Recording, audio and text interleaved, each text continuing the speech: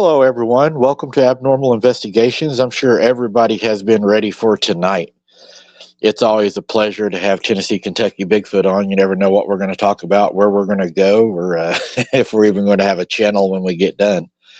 But I guarantee you, we're going to have fun tonight, and there will be a lot of laughs, hopefully some information, and you guys will actually learn maybe some little something. I don't know, or at least something you didn't know about.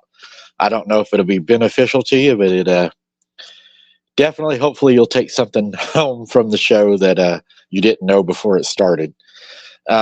Tonight, we've got Amanda's going to be co-hosting with me tonight. Kristen said she may be coming in late. She has some personal things to do, but she may make it in here. Hopefully, she does. I'm sure she'll have a million questions also because they're actually sharing some videos with us tonight, and we're going to be looking at the video clips that they had shared and going over them. And guys, it might just smell like shit. I'm not sure. But we're going to get into that video too. I laughed so hard when I saw that. I watched it several times. So you guys, we're ready to look at that one. It took several sniff tests, but you'll see what we're talking about when we get to it. It was definitely, yeah, it was worth it. The clip itself made my day. I'm going to go ahead and bring Amanda on here. Hi, Hello, Mike. Amanda. Hi, Mike. Hi, everyone in chat. Love You you have, all. yeah, you have no idea what you're in for tonight. I don't, but I'm excited. I love Tennessee, Kentucky Bigfoot. They're awesome. Yeah. And we got, let's see, who we got in chat? I didn't do a chat call out. We got Lisa. We got Stream RS is here. We got Nancy. Looks like Fancy Nancy's in here tonight. Get her all riled up for the show. Michelle McGuire's in here tonight. Sharon will be here in just a little bit, I think. Let me check right here real quick. So, tonight I'm excited to get into it, Amanda. It's going to be fun times, I guarantee you. So, Yes, I'm excited too. yeah, Kristen might be dodging a bullet tonight by being late. I don't know. she might be hiding on purpose. Hey Tim, good to see you. What is Tennessee, Kentucky Bigfoot's real name? That would be Jim and Matt. Okay, thank you. Because I didn't know their names. Yeah, I seen Matt warming up the microphone back there before the show. He was getting it already tuned up. They was tuning it up like a banjo. They're about ready to go here in a minute. All right, I'm going to go ahead and bring Tennessee, Kentucky Bigfoot on, guys. Welcome Jim and Matt to the show. Hello, everybody. Mike, Amanda, how you guys doing? Oh, not much. What's up, guys? Not much. We're just staying and hanging in there. Yeah, like you said, Mike. You like to talk, and I definitely like to talk. We get us together. There's a lot of talking going on. So there's no.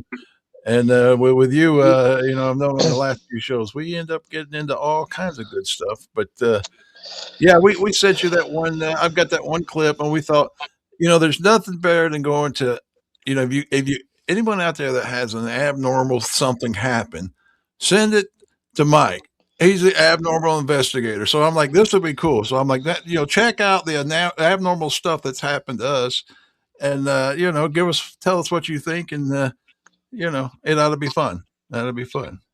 Right. I looked at some of the clips that y'all sent me, and I look forward to talking about those tonight. I was halfway asleep last night. I was downloading your all's videos and putting them on here to use them, uploading them and everything. And I came across that one, and I laughed so hard. I was like, well, and I had kind of a little bit of a different thought on it, and I'll share that with y'all here in a little bit as to what I think it could have possibly been. I don't think it's any better.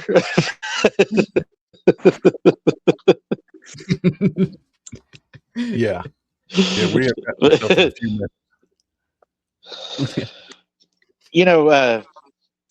Kristen will probably join here in a little bit, but I was wondering, just kind of a question for her.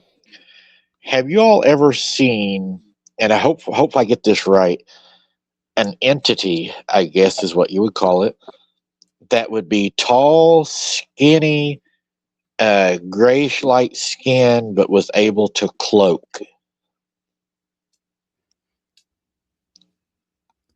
The only thing I can think of would possibly be like the Grays, but unless it's like the It or some other type of thing. Unless Dad got another opinion about that. Yeah, I mean, no, I mean, I've never seen anything. I've always had it. No, haven't. Luckily, my veil is good and strong for me. I mean, some people see everything. My Right? veil is like good. He's the one that has seen things, and a lot of people out there can see things. And I've been lucky. I've kept my sanity most of my life because plus I'm half blind, so everything would be blurry to me in the woods anyway. So I've been lucky. That's a blessing Right. for some of us. I'm glad you said that, because I've wondered in the past, when we go out boots on the ground, Sarah would see like a lady standing in the woods, and she'd be like, "Mike, it's right there, it's right there." And I'd say, "Sarah, you're crazy. I don't see nothing." And she's like, "She's right there. She's walking at us." And I said, "There ain't nobody there." And she's like, "Yeah, she's got this jerky." She was like jerky, real jerky movements. And I was like, "I don't see anything." But then I got thinking about it. Whenever I go out to do the boots on the ground, I always pray. And whenever I get there, I pray and I tell them that they do not have authority to hurt me, touch me, follow me, attach to me, or mind speak to me. So I was wondering, maybe it's the prayers that I'm doing is why I wasn't seeing it, and she wasn't doing that, and she was seeing it, because I always put a protection on myself. And then when I leave, I pretty much do the prayer backwards. I tell it, "You do not have the authority to follow me home, attach to me, my vehicle, any of my items that I carry. You have to stay here in Jesus' name. I plead the blood on them." And I leave them, in the place that I found them. So I don't have any trouble. But I noticed that Sarah, when she didn't do that, things followed her home and beat on her house the same night we would come home. So, It's interesting. I've got one thought about that. Now this is my opinion and theory, and how do let me just say this.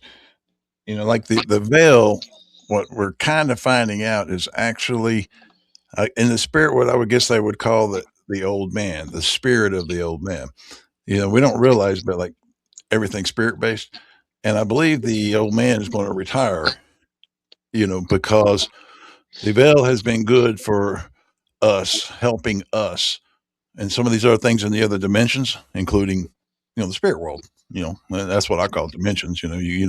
Obviously there's most of us believe there's a spirit world. So if there's a spirit world, there's a veil. Therefore there has to be other dimensions. right. Anyway, yeah. So I'm thinking that it's just he might be retiring, I guess you could say, for our benefit. And so that's where I think we're all. Some of us are getting maybe the veil's thinner. And in places you go to is thinner. They actually say that. I mean, like Louisiana or down in New Orleans, supposedly the veil is Yeah. thinner because of whatever, something to do with the. Those swamp areas. So Yeah.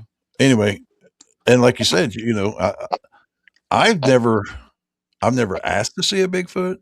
I really am kind of like I'm happy. Right. Matt, he had like this thing where he's like, look, if I hear you in my head, I want to see this, and then he got his visit. So he went back in the house and said, "Okay, enough of that." But I mean, at least Yeah. that's Mhm. So there is something going on. Yeah, I do got something to say about that. It's like possibly it's what I was saying is a need to know basis. The grandfather that holds the veil, the way I see that, how he sees it is possibly like you have a internal thing about yourself, and it's a need to know for certain things. And then you'll receive whatever you need to know, that's a given type of deal. And then you have intentions, the power of your intentions to be able to see or not to see them. So there's that too. And that was like my part with Scott the Bigfoot, you know, I was talking to him, but I was like really like against myself, like because I'm like, dude, if I'm talking to him and I don't even have never seen a Bigfoot, then that's like that's dividing me. I'm like, no, I'm not going to do that. So I'll just stop talking until I see him. And that's what happened later on. That I think 3 days or within those 3 days of the nights, when I was locking up the chickens, that's whenever I saw that sucker being way up on top of that tree, waving it across, passing the moon on both sides. The tree was waving both sides of the moon. And then about your person that was like she gets followed and such. Well, what I'm thinking is possibly her intentions wasn't so strong, but the need to know how to come across. So it's like a kind of like a double-edged sword. If the sword's not swinging right and not sharp in a certain way, then you might have some carriers that comes along with you, but you needed to have a certain message come through. You know, sometimes. What do you think? Intentions are really important. Yes. Right. Yeah, exactly. Yes. Yeah, I think Amanda nailed that too. And what do you think about them being attracted to women also?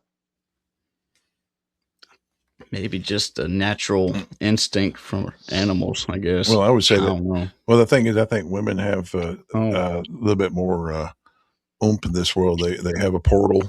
mitochondria. They can give birth. They can, you know. So I think women have a lot more powers than they're given credit for. That's probably why they're kind of being abused, is because the power that women have, I think. And That's so they probably have more abilities to see. You know, in the old days, they had seers, you know, across this Right. country, you had what they Yeah. call big mamas that were over the tribes, and they were the ladies that then they were women, you know. So women are kind of more associated for psychics and seers because I just, you know, there's so, you know, maybe that's why, you know, they're Yeah. I attracted to agree women with because women that. can see them more than people like me. I'm what you call hard headed. I'm a Yeah. man. I'm more hard headed. I'm kind of like, nah, I don't think so. nah, he ain't hard headed at all. Yeah, he's not hard headed. Paul says no. Yeah. You know, I always kind of Okay. wondered, you know, do maybe they see women as I got to be careful because we're not on Patreon.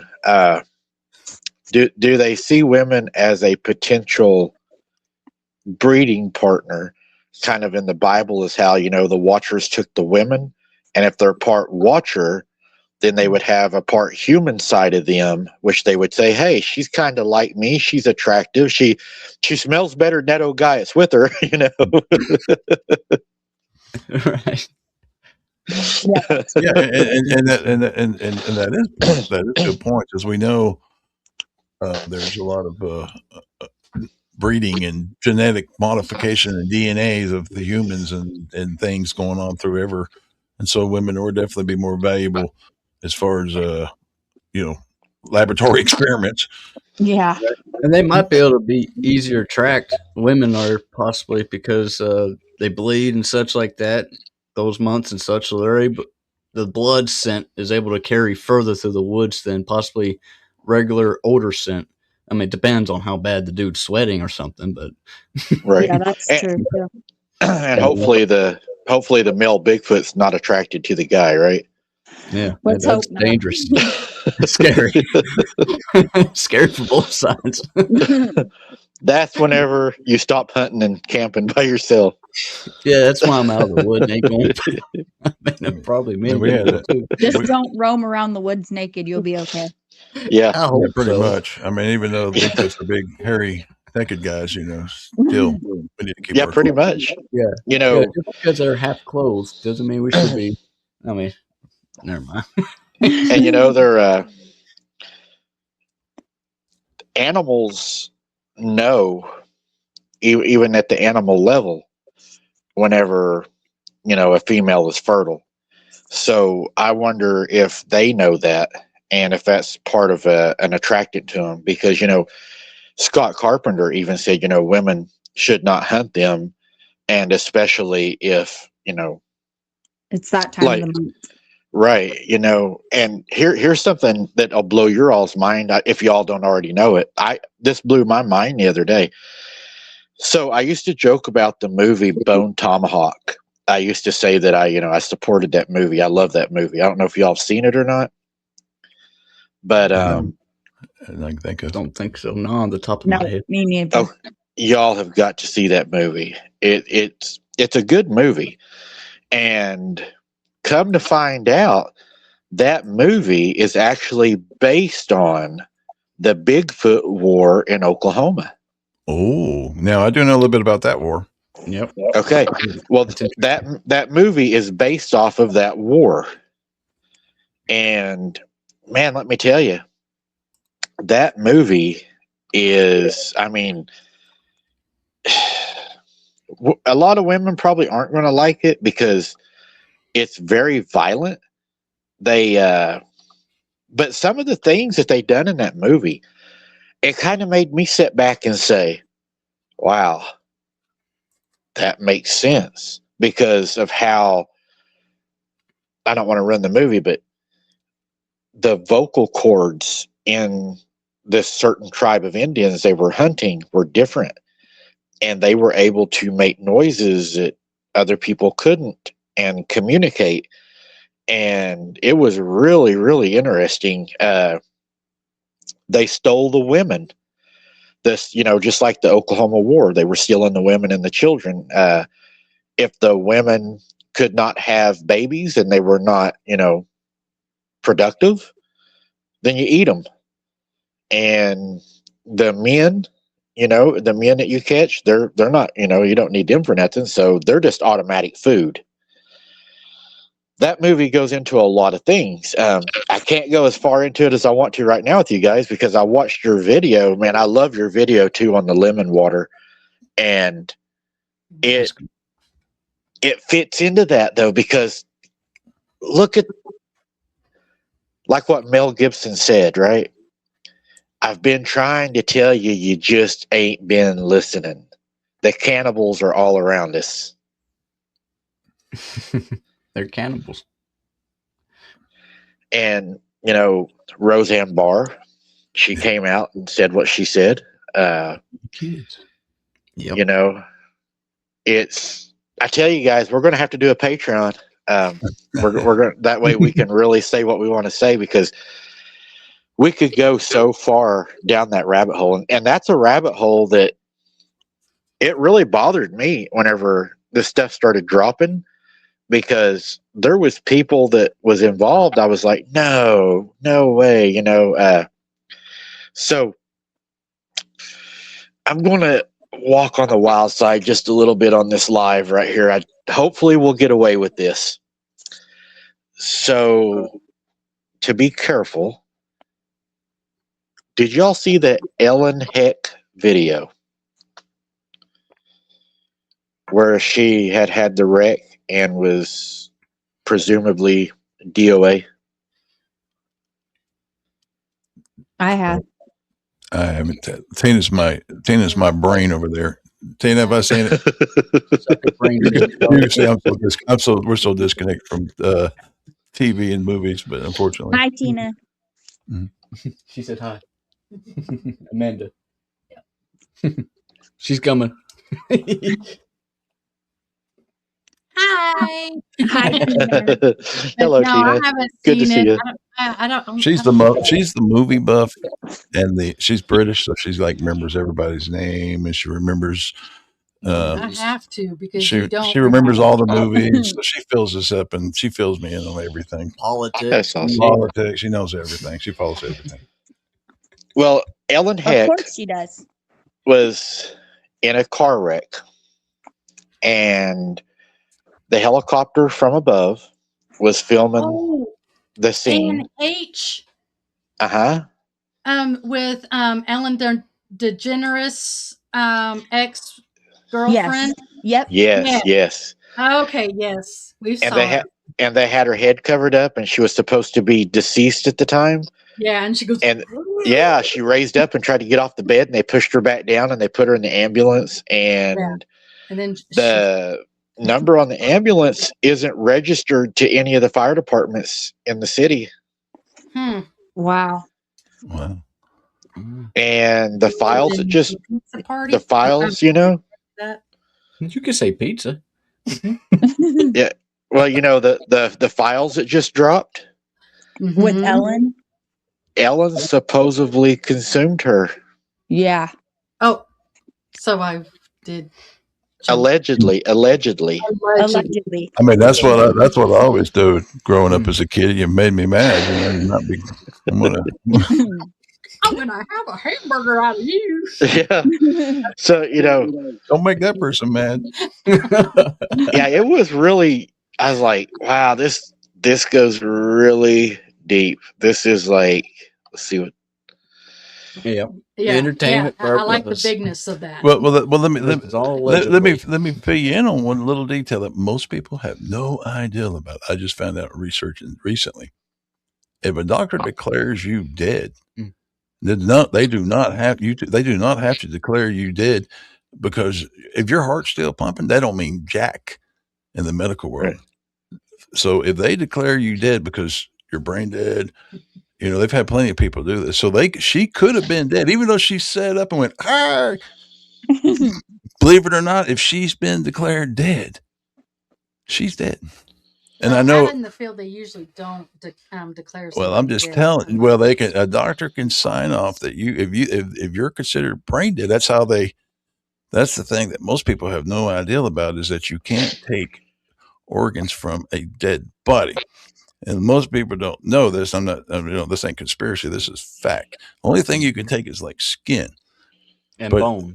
Yeah, Type but of deal. but they cannot take it. So they will keep people, and that's been the big problem we have. Is a lot of people have no idea that if you're An if they organ sign donor. you off as dead, even though your heart's beating and they'll tell your family Johnny's dead Jeez. because he's not conscious. He could just be in a coma, Yeah. brain dead, and they classify you as dead just because you're not thinking. Mhm. Laying down there with slobber all in your mouth, and you're still like shaking your head, like, "No, don't mess with me." So They'd legally, be popping you so out. legally, you could see a video where someone pops up and goes, "Hey," and they'll push him back down and put the covers back on him, and everyone be conspiring that person wasn't dead, but legally they were.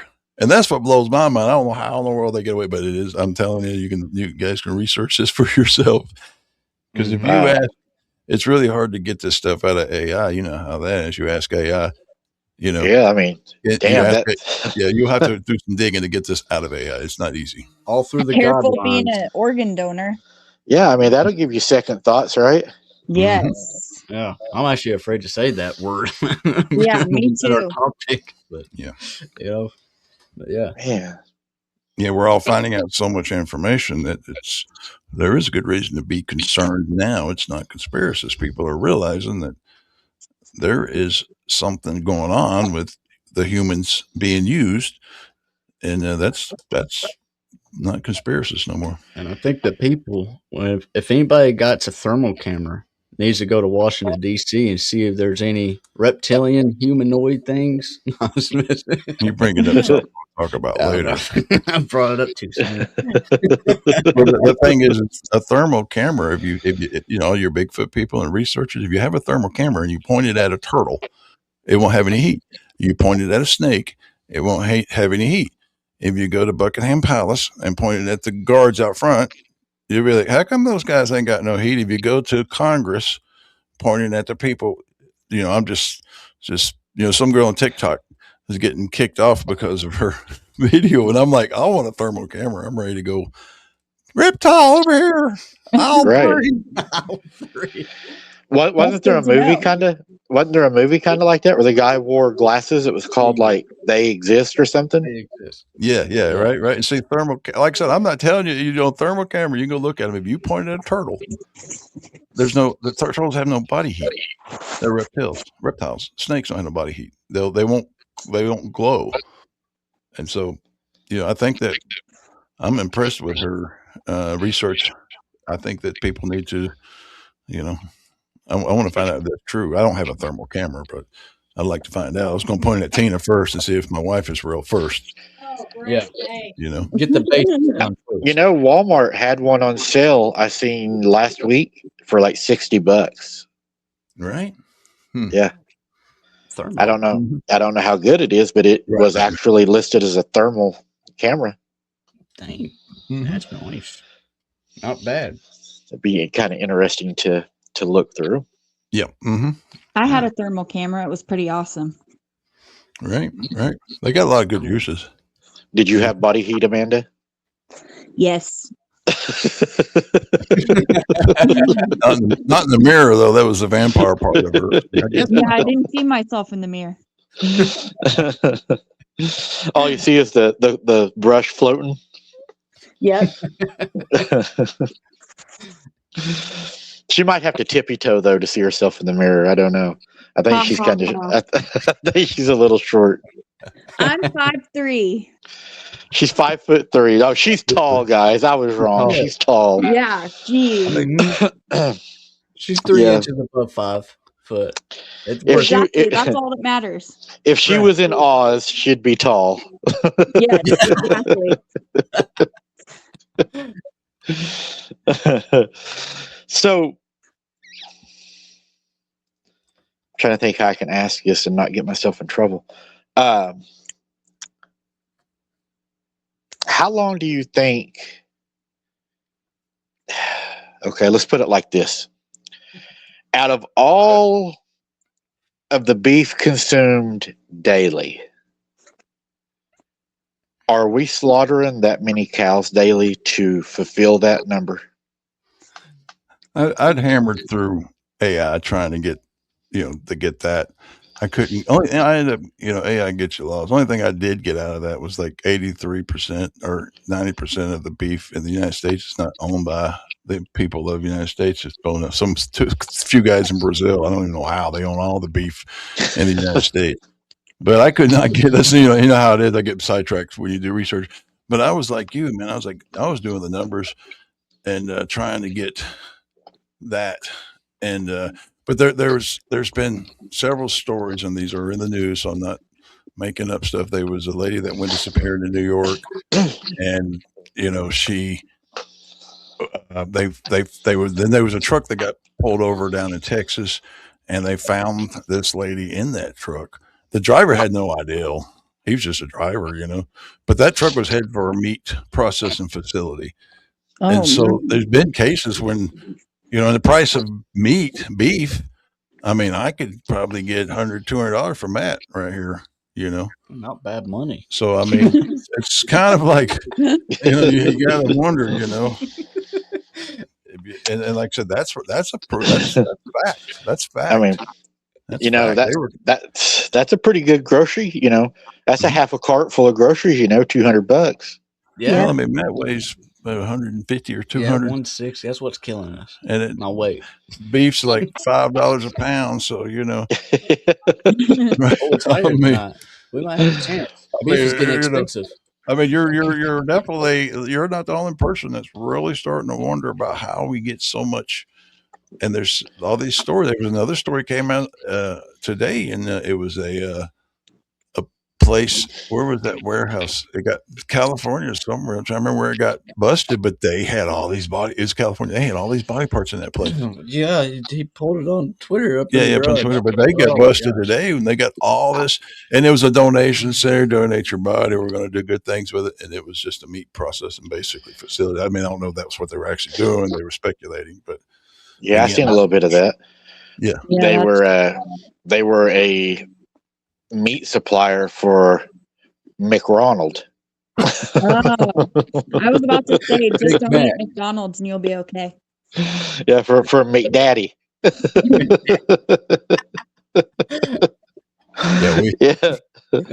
We only thing we really eat, the only thing we trust anymore, pork. I know it's like, what? First, we're poor. Yeah. We can't afford beef, and I don't trust beef because I'm like, anybody would be thrown in that pile of meat. Exactly. And ham is really hard to. Pork is really kind of hard to fake. chicken is like, I don't even sure what that is. I mean, we have tried and tried, and we've given up on chicken. Everything tastes like chicken. Yeah, well, I don't eat It meat at all. changed. You Not know, chicken no more. Squirrel tastes more like if chicken than you if you go back and you look at the old, I'm not going to say the name of it because I got a strike on me last time for saying their name, but wow. McDaddy's. Yeah. Yeah, I got a YouTube strike on me for that. But we're going to talk about McDaddy's. Sounds good. You ever noticed how whenever the old time commercials, he's like pulling out, like this big burger and Kids. the fries, and then he pulls the kid out, and the little kid's like, "Oh, how'd you get my cousin in there?" What are they trying to tell you, dude? Yeah. I mean, Mom, why does my hamburger patty got a heart on it that says "Mom" in it? Oh my gosh. Right. Gross. My oldest son come over the other day and they had McDonald's, and I'm like, yeah, as much as I'm like around me, and they knew they was going to catch it. They knew. They were like, okay, look, we're eating our own. We don't care. They're like, we don't care. We're on a budget. I'm like, I'm looking, I'm going, judge that stuff because you've heard us talk about this stuff, and now hey, those 3 a month ago were crazy. Now they're like, I think those guys are onto something. Right. Human, man. I think they might be Down at the restaurant. But now we're getting. And do they do the old the old ones like that's your soups and stews and jerky? Ew.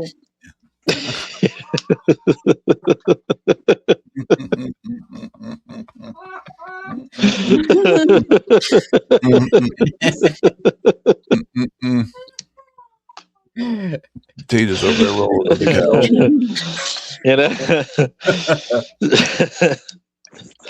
Yeah, I mean, you can I'm feed glad more. I don't eat meat. You can feed more people with soup than you can a burger. That's true. Well, water them out. I'm like you guys. I really don't want to. I don't want to interfere with people's habits of where they eat, and I wouldn't say anything about Chick-fil-A at all. No, never. Not Chick-fil-A. I would never say anything about the 50 extra ingredients. I wouldn't say anything about what they put in the Chick-fil-A chicken. No, I will not. We won't speak about how green it could be. I will not. No, I'm just talking about the special ingredients. And, well, look at the other night I done that show on that new stuff. What is it called? Appeal that just got okayed now to get used on our food and our organic food now. The organic food is not safe anymore. They approved it for use on it, and they do not have to label it. Oh my gosh. Yeah. Now I'm not safe either for eating fruits and vegetables. Mm-hmm. No, they're faked out. No, they're going to get it in there one way or another. Yeah, I mean we could even go down, even further than. Hey, John, good to see you. Glad you was able to make it in tonight. We're just talking about some slump stew, and when the drive-thrus are going to start serving stew, right? Just like Grandma used to taste or make.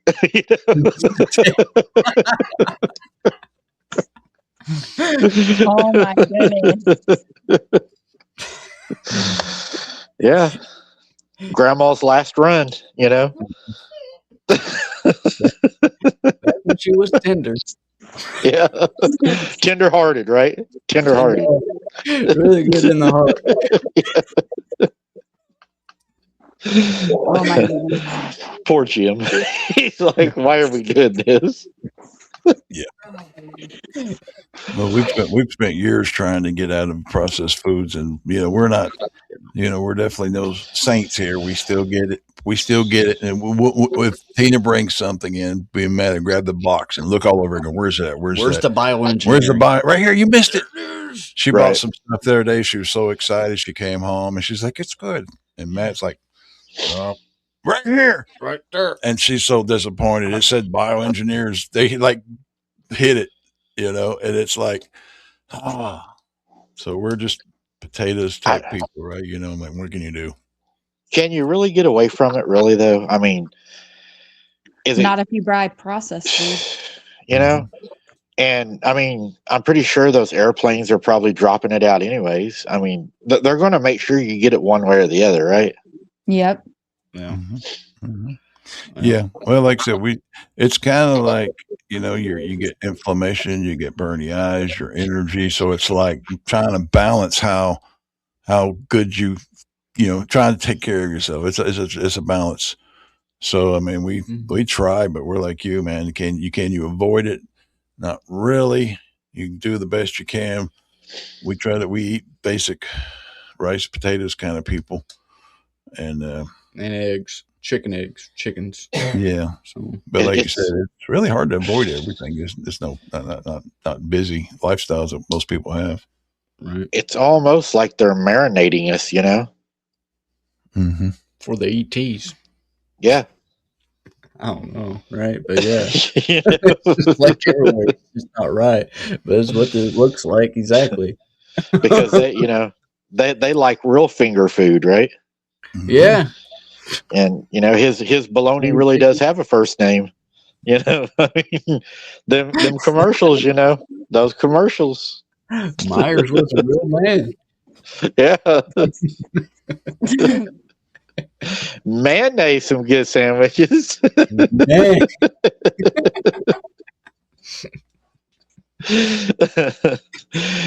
Oh yeah. So your videos that you sent me are clips.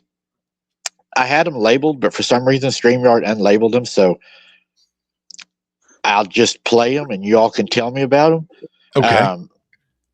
They're all really good. I can't wait for the one, but so let's go with this one right here. I like this one here. That was a good one. Well, I have this rock Yeah. right here. All right. Yeah, I guess it might have rolled off. I understand. Okay. that. Wind blew it. Sure. Yeah. And what happened to him? He got folded twice. How did it get folded? What were they doing? How did he get folded? He's a short man. Oh, they made him shorter. Yeah, that's what it looks like to me. Yeah. Get the camera on him. Well, but you picked it up. I was on the ground. Yeah, it makes him look shorter. All right, make him taller now. Grew. Oh, wow. And he got short. So they were actually putting out, they're short, they're small. Yeah, little people. I believe they're small. I believe they're little guys. Truth. That's interesting. Truth, ain't it? Yeah. Truth. What animals can fold paper? None that I know of. Maybe a raccoon, but why would a raccoon fold a piece of paper in the middle of the woods? He'll be eating food instead. And a raccoon didn't eat the food. That's weird. Well, that's weird. That's another strange oddity. Yeah. Nothing happened to this turkey.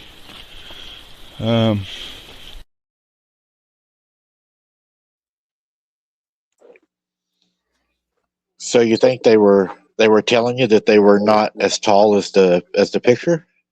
Right. We don't have that piece of paper anymore because it probably got destroyed in our camping gear. We do have the one that smells that we'll still check out later. But yeah, that was, and that's some of your investigations. You know, what we did was that one was a printer. I just went on, pulled out some black and white graphics, and printed out pictures, and then I just took them out. And that, as you can see, what we did on that one, that was just a printout. We do hand drawings too. We used to. We don't do them anymore. But it's really fascinating what happens. And that one was printed out, and we put it under there, and you could see there was we put a little rock on it, stick art around it, and everything. And the next morning when we went out, it was underneath the stick and all that folded, and that's it. And so, we concluded they were communicating that they were shorter. Mm-hmm. Yeah, well, here's another one because I just now saw it. Just now, it's kind of crazy, but he was kind of. If you look at the picture, it looked like he covered his private parts. I thought that was interesting. And like exactly, it's fully covered. Yeah, he I did. didn't even thought about that until actually I saw it. And I'm like, I don't know. It's either that or he covered up his private parts as I don't know, playing with us or something. I don't know, but just another option of seeing it. I don't know. Yeah. Was that a male photo or a female photo that you put out there? Was it saying maybe I'm not a male or I'm a female or? Good That's point. interesting. Good point, because I think it was a male photo. It just didn't have the private parts down there. So maybe it was trying to say, I'm not a male, I'm a female. Right. And if it was a female, maybe also that's why it would fold it down to say I'm shorter too. I'm a female. Mm-hmm. Right. That's true. Yeah, I think Yeah. that we probably did that 5 years ago, so or more by now.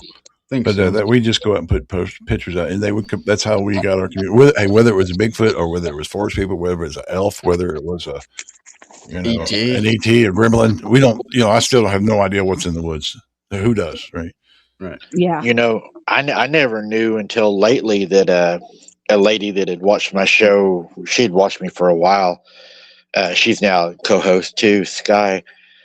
She told me that when she started watching me a long time ago, that she was seeing little people in my videos. And she just never said anything, but she said there was a lot of little people. She said she would see them in the trees and probably like this tall, I don't know, 6'8" inches, like real little people. And I don't know what my cousins ran into. You all might have a better idea. I know they saw something, because if they wouldn't have saw something, then they would have went back behind my granny's house. There was a place called Swinging Bridge. And what it was is you would walk behind her house. It was a half a mile. And you would walk through a whole bunch of persimmon trees. Then you would get into the pecan trees. And then you would get to the creek. Well, at that creek was an old time cable bridge that hung over that creek that had the old slats in it, and it swung. So we called it Swinging Bridge. Well, us younger kids, we weren't allowed to go there. We weren't old enough, only the older, cousins could go by themselves. Well, they would sneak beer down there and stick the beer in the stream to keep it cold. And they go down there and, drink a beer or two. Well, they done it all the time, except for one night they were on their way back. And they were like 17 to probably 18, 19 years old. When they walked in Granny's back door, everybody said, "What is wrong with you guys?" They looked like they saw the devil. They said on their way back, they heard talking. And it was later in the evening. They were normally supposed to be back, whenever it was more daylight. They said that these little people were following them. But they didn't describe them as 6 or 8 inches tall. They described them as around 3 foot tall. And they said that they were following them. And whenever they got, close to the persimmon trees, they started throwing persimmons at them. It scared my cousins so bad that they never went back. Now, I had another cousin. He was in his 60s, and he was mentally retarded. My granny would take care of him sometimes, and then her sister would take care of him. And he wasn't real bad, but he was kind of like a 12-year-old in a 60-year-old's body. Well, he decided one day he was going to go to that bridge, and he snuck away. Whenever he came back, he told a story of sitting on the bridge, talking to the little people, and watching the little people swim in the creek. And he didn't even know the story, but that's what he came back and said. They probably showed themselves to him because they knew he was like 12 years old in his mind. Right. And that's the other thing is, I think I've heard about Bigfoots having like a bunch of eyes hanging around their bodies a lot of times. So I wonder if they're, like you said, little people are getting free rides off Bigfoots. Yeah. I'm thinking, oh, wow. Yeah. I was thinking maybe it's like a goblin or gremlins, but I mean, still either way, they're little people. So it's like, what type of name do you put on something we don't always see, Yeah. I'm glad you said that, because what's interesting about that is, so that creek I was telling you about, there's another creek that's about, let me look at this in my head, get the sections. About about 3 miles from that creek, there's another creek. And this is the creek that was in the old town before they flooded it. It's still there today. The old men of the old town, the elders, they named that bridge Troll Bridge because they said they saw little trolls under that bridge. So I wonder if that ain't the same little people that they were seeing on the other creek. Probably. Possibly. That sounds about right. But That's interesting, though. well, this distinguish something here that I see all the time is they talk about Bigfoot's. Sometimes they talk about he has no neck, and then sometimes he does. And I'm like, if you look at the orgs, the big orgs like Shrek. They're like a Shrek. They have no neck, and so there is misidentifications. Obviously, I mean, we might think it's a Bigfoot and it's an org. Oh, yeah. And so I'm always trying to figure out which one are we talking about, because I hear people, I'm fair, when I listen to people tell about their experiences, I hear a lot of people say his whole body turned, and I'm thinking org.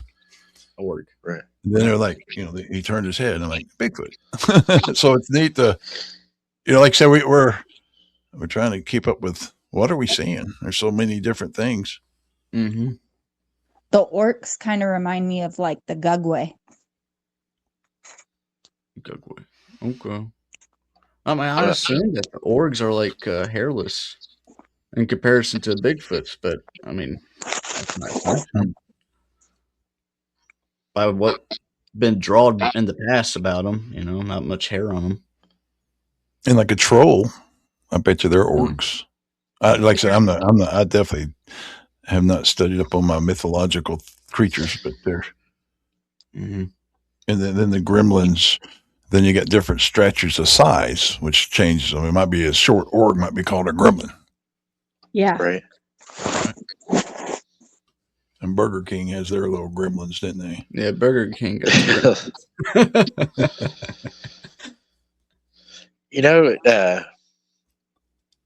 Whenever I was little, hearing that stuff outside, just so afraid it was going to come inside. And, my grandma passed away, and I had the house for a little while. And I was painting one of the bedrooms one night with my cousin and my friend. And we had the old wooden windows up because we were painting. And we probably should have known better because of the history of the place down there, but we had to have the windows up to paint. It was late at night. We didn't have any phones. And those paint brushes that are like the little foam ones that you use to go like around the windows, with where you can make the little sharp paint, My cousin had his back to me, and I was roller painting the wall opposite of him. There was 2 windows in there we had opened. And he's like, "Hey, Mike, can you hand me that sponge paintbrush real quick?" And I was like, "Yeah, just, 1 second. Let me get this done." And he goes, "Thank you." I was like, "What?" And I turned around, and he's using it. And I said, "Oh, you got it?" And he's like, "No, you handed it to me, didn't you?" I said, "I didn't hand it to you." So scared us pretty bad. We were, still probably in our 20s, 21, 22. So we started shutting the windows, and whenever we shut the windows, I don't know what this thing was, dude, but it was looking in the window. It had a long nose that hung down. It had 2 big eyeballs that almost touched each other. It had really crazy hair on the top of its head. It hung down, and it had its head smashed against the window, but it didn't have no bottom jaw. It didn't look like, just a top jaw with teeth. That scared us so bad, dude. We didn't know what to do. We didn't want to leave because we didn't want to go outside. We didn't have a phone, but we did have 2 guns down there. I had my 45 and I had my SKS. So we finally made a run for the car and got out of there. I don't know what that was. I have no idea. That's scary. Yeah, scared me. I'm thinking that might be like a possible off the Epstein files or something for the purpose of. Remember seeing underground tunnels that they had. One of those files shows that they had these certain type of creatures they bioengineered to grow or something like that. And I think one of them looked kind of like that. It's hard to remember. You talking about the long nose? Yeah, that's what I was trying to remember. Did it look Yeah. like it had? I remember.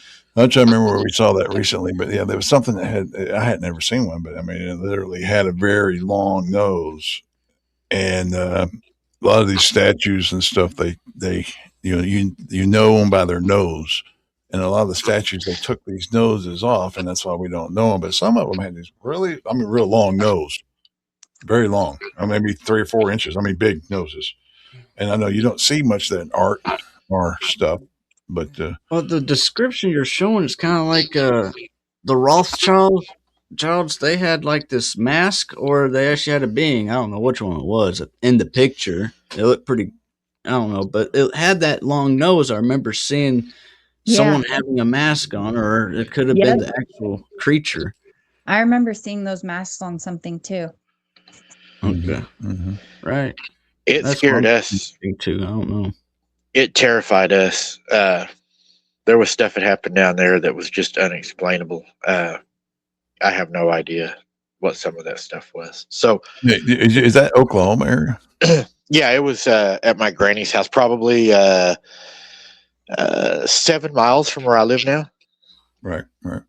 They kind of back up 1 second to the Bigfoot wars. There's stuff that I know that have found out that Chaz, that area there, they a lot of children went missing, and so and such and such, and there was a war, and it was like you said, most of the stuff that got blamed on the Bigfoots, and that's one thing a lot of people don't know is it runs pretty hot in that area, and that's one of the reasons why a lot of the Bigfoots don't want anything to do with humans, because they want out of this mess, because they're the ones that are being blamed for a lot of the bad things. You know what I'm saying? And I get it, because we're all bad about just saying, there's Bigfoots instead of there's orgs and there's other things, and so. But I know in Oklahoma, in that area, like I said, there is so much going on as far as cryptids and what's good, what's bad, who's good, who's bad. It's you guys are living through a lot of, and like I said, they have wars because of the amounts of children being taken. Right. Yeah, they were. Whenever the Indians, they kind of got together and got their best soldiers, warriors, and they rode in there to take care of them. And they said that when they had rode in there, the smell was so bad, the horses didn't even want to ride in there. And they ended up finding this huge mound of rotting people. And, before they could do anything, one of these things comes running out and just levels a horse, man. Just knocks the horse out, knocks the horse down, and then kills the guy that's on the horse. And then they start shooting and fighting. And these things are more of grabbing people and like pulling them apart and pulling heads off. And it's a massive fight. It's a hell of a battle. But, when I talked to the shamans, whenever I'd done the Girl Scout murders case, and I spoke to the shaman, they pretty much reiterated the same thing. They said, we know them better than anyone. And I said, why do you know them better? He said, we lived with them. We traded with them. They spoke our language. We knew them as a tribe. And he said, they got to where they were jealous of us, and they would take our women, and they would, try to have babies with our women. And they would take the children. And finally it got to the point to where they weren't just doing it to one tribe. All the tribes in that area, they were taking their women and children and not even consuming all of them. It's like they would take them and eat the best parts and then throw the rest in this pile that they had out there. So they were getting really greedy. So they were like, we're going to have to do something or we're not going to have any women or children left. So all the tribes decided, you know what?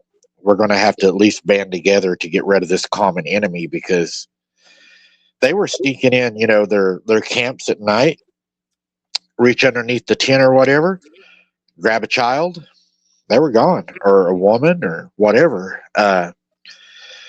So what they told me when I visited with them, I thought this was really, really, really important. If you're a boots on the ground investigator, they said, you're safe if you're not in the trees. I said, what? They said, if they get after you, don't be in the trees, be in the open.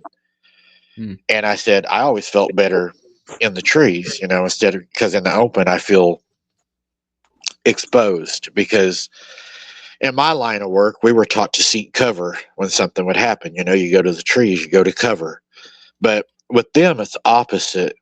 And I said, why would it be opposite? And they said, the reason is back before white man was here, the Indians could only fight them with bows and arrows and, hatchets, smaller things, which they didn't stand a chance. They got their ass handed to them, they said. So when the white man came, he said they brought their magic sticks, their guns. So when the white man used the guns, the Bigfoot learned, we're not safe in the open no more. The white man has the advantage, because the white man was killing them in the open. They were fair game. The exact words the shaman told me, they killed them like they killed the buffalo, because they were in the open and they were easy. But then he said the Bigfoot got smart. They took the fight to the trees, because they're faster, stronger, and he said they are able to change as the leaves change from season to season, like a chameleon. And he said when they're in the trees, they also are hard to hit with guns, because they have trees between them that block the bullets. It makes it more of a personal battle.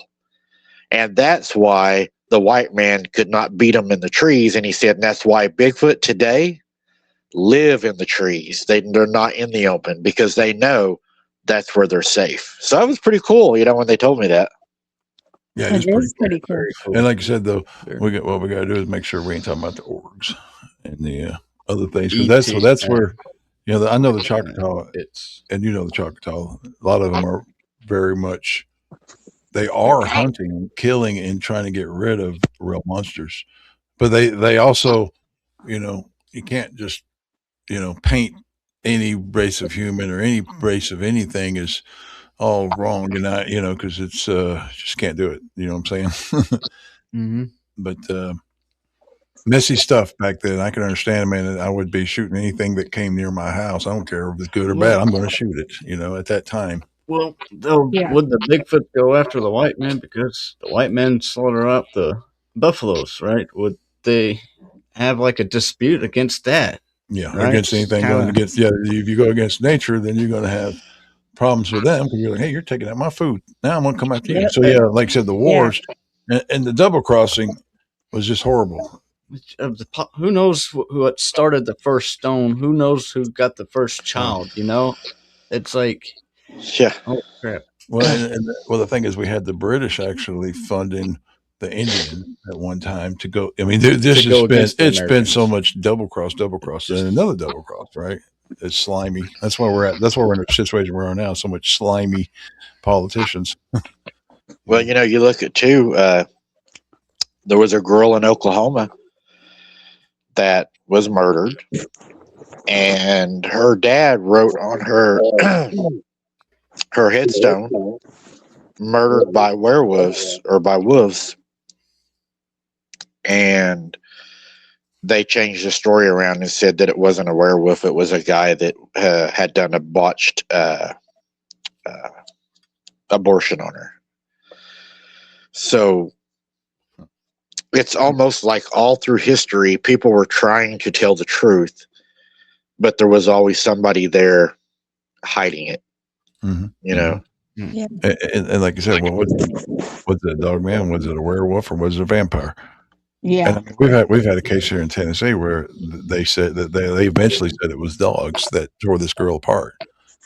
But we're like you, the original story, dogs wouldn't have done what happened. And of course, they put a gag on the doctor, and it's just like you said, you're like, really. So we'll never find out again. But that could have been. I believe there's werewolves. I believe there's Yep. vampire, and I believe there's dog men. And I don't know which ones. I don't think vampires are good, but on the other hand, I've never met one. You know, I have no clue with any of them. I believe George Bush is a vampire, but supposedly. I mean, this is. But like you say, that's people that would want the blood and need the blood, Right. and are they using the Bigfoots and whatever creatures that they have to get children and take it to their caves, their tunnels, and then they are able to take the blood and such, or give it to that's the theory Big behind Mac. it is they actually keep them and they're like have a gate and they control them and they open that gate because they don't even get near them and they run out and they'll grab kids and when they bring the kids are so scared they won't scream, so you send this ugly monster in and the kids can't scream and then they take them back and when they get back this creature gets rewarded by the government or the people that want that kid, that want that blood, as we're finding out through the Epstein stuff, that a lot of people want these kids for their blood. And that ties into that theory. Having adrenaline blood type of I mean, stuff, Santa Claus, the bag and the how many years? The red suit. It's always about the kids. Right, it's always about the kids. Yeah, taking innocence. What about the cartoon, Monsters Inc.? Mm-hmm. Yeah. Mm-hmm. They needed the kids, the scarier the kid was, the more they got for the scream, right? Yeah. Yeah, right. Yeah.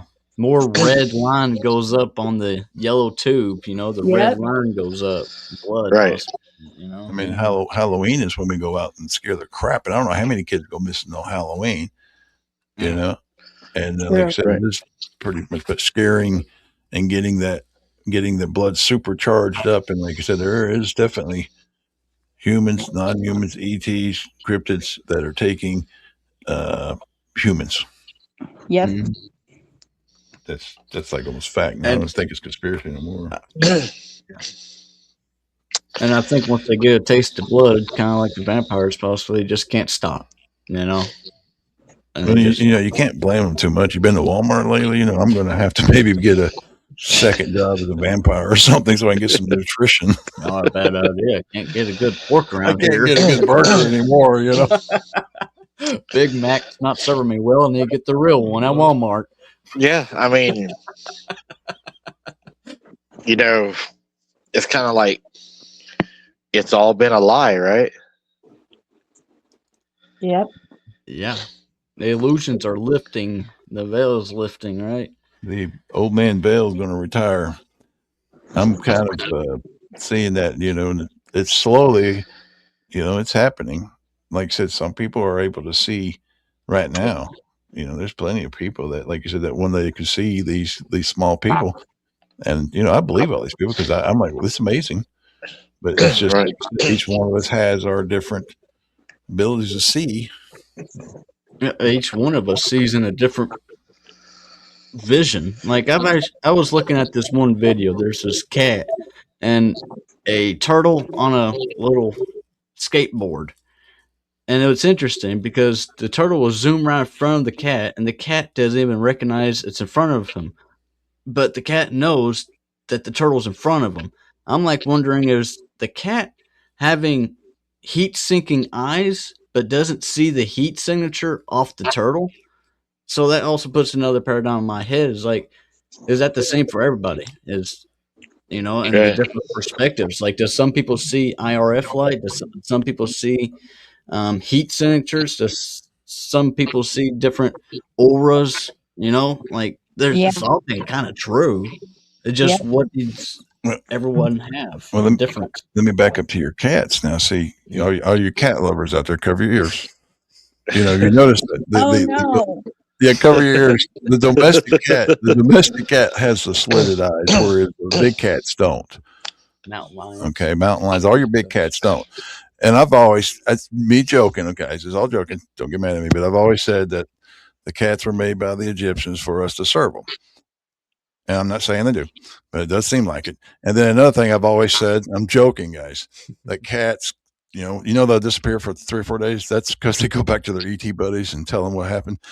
And then another thing about cats is that if you play Egyptian music, most of you cat lovers are going, I'm never going to do. If you play Egyptian music, watch your cats. You'll be like, uh-oh, Jim's right about something here.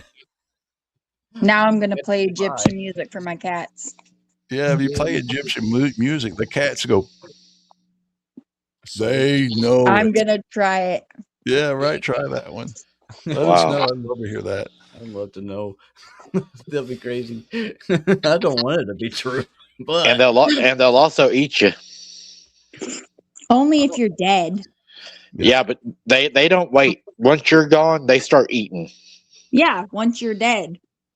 A dog, they said, a dog won't do that. That's why I'm like, I look at my cat a lot different now. I'm like, when you bite me in the mornings when I'm asleep, are you playing or are you trying to see if I'm like dead? If you're edible yet.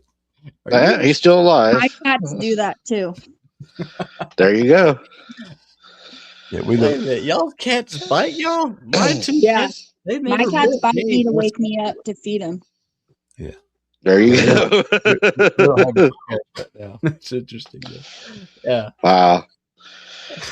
All right. So here's your next video that you sent me. This is another good one too. First thing we find is beside our Bigfoot. He looks like we were given a gift. Doesn't look like there's the human traffic around here. But old Bigfoot, he brought us a gift, or the forest people brought us a gift. All right, we just had to talk about this. I mean, if you would, a mile out in the woods and up to a secret place that no one knows about, and you've been leaving gifts, and then you walk up there, and there's he set it right by our little Sasquatch rock.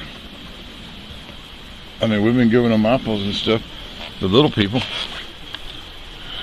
and put it right by the Sasquatch. It was either a salute to the Sasquatch or possibly the Sasquatch gifted it. There was no other activity up there. This one here, that is what you see. It's upside down and it's straight up. And of course I can't get it up there, but it came from probably this tree here.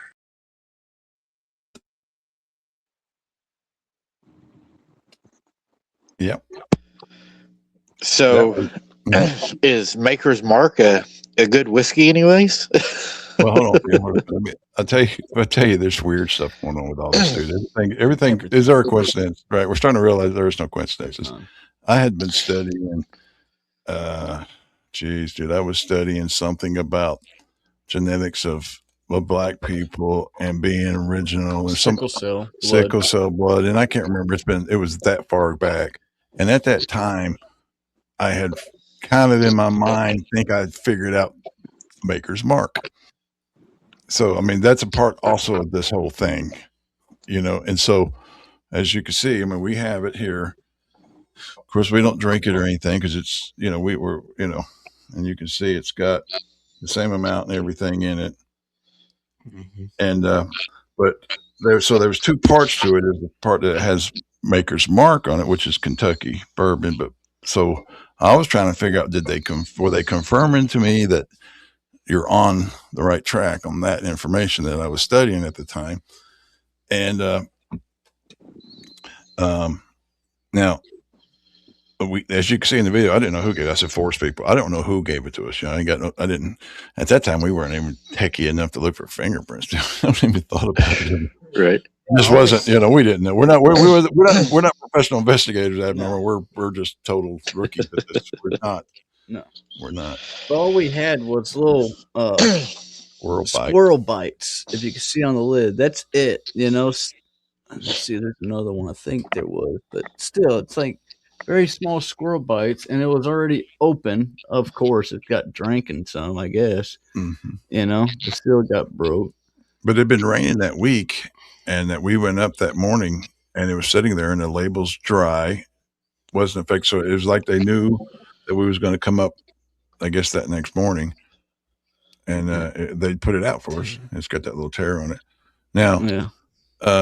Paper label. Now I'll tell you the story behind it, because there's years after that we started finding that he started talking with Bigfoots and stuff with telepathy and that kind of stuff. But we come to find out that was actually used by a Bigfoot mom to give birth, and she had to drink some of it for nausea and put it on the baby's chest, kind of like Vicks and stuff that we use for babies. And so that's what we found out. And so it's pretty special to us that we were gifted something like that, because that's like, wow, to us. So cool. it's our prized possession, because I'm like, that is so, because we do know who the mother and the child is, and now, but at the time we didn't have no idea. No, we had no clue. And it was actually George the Giant that used his finger and his pinky. His hand was so big, he had to use his finger and his pinky to set it down. And to put it, yeah. So we were, that's real special to us. But I know it's like, what? We can't subsidize, we can't prove any of this. This is just what we believe, and all I can prove is that, well, I can't physically show you, but the only thing I can prove for myself is that I saw one swaying in the tree. That's the only thing I got. Besides all these other things that we got, like paintings and stuff folded and such. It's just like, yeah. And you can see with the foldings and stuff, there's, like I said, at that time we were calling them the forest people, because I didn't want to say it's a Bigfoot folded piece of record. Honestly, I really don't know who it was. We don't have no clue, dude. We're totally. Yeah. I didn't see nobody. I've never seen a Bigfoot. I've never seen a ghost. I've never seen a cryptid. Tina has had experiences. She felt it, and then felt a ghost. Supposedly, she's like, I'm warm on her. I don't. But abnormal. He's out there in the woods like once or twice a week, seeing all kinds of stuff. So I mean, you go out there and see all kinds of stuff. We just, Mm-hmm. For the past years, we've been kind of like working on the home base here, trying to get our stuff fixed up and such. So that's why we really haven't been back in the woods too. It's because a lot of other projects had to get tuned up, Herbert wants to know if y'all have ever been to Land Between the Lakes. No, that's over there, like just a little west. Yeah, west Tennessee, and there's a lot of people go out there. I know a lot of people. I think I've seen a couple of people in the chat. I knew Paranormal Paul, but Tebow, or there's a whole bunch. I see a few people there in the chat on T-Bone. There's a few people in the chat that go to that, and they go to. It's kind of like near Alabama, Talladega, that area between. I think it's up through Tennessee and Kentucky, but it's very, very lots of cryptid. So that's the kind of place you would go, Abnormal, because there's just so much activity. Right, it would be fascinating, and they do. They comes to their campsites. I mean, the places we go down near Georgia. So they're like what we call them boogers. They're a little smaller. They run around. They play with things. See, I'm cool with that. I'm not cool with the Land Between the Lakes where they're seeing orbs and ET stuff and things that I'm like, dude, this is just my mind. There people are into. They see a lot more stuff between the Land Between the Lakes. That's definitely a real popular thing to do. And if I remember right, the state of north of Alabama, I think, if I remember right, there was some dude, some guy named something, I forgot his name, on YouTube, and he had something, there was a national forest, and he's working with the government, and they get mutant out of the labs, and they let them free in a fenced-in area of North Alabama, and I wonder if they're releasing them, and they're running north. Yeah, because we have a video where we found, I forget how many tarps.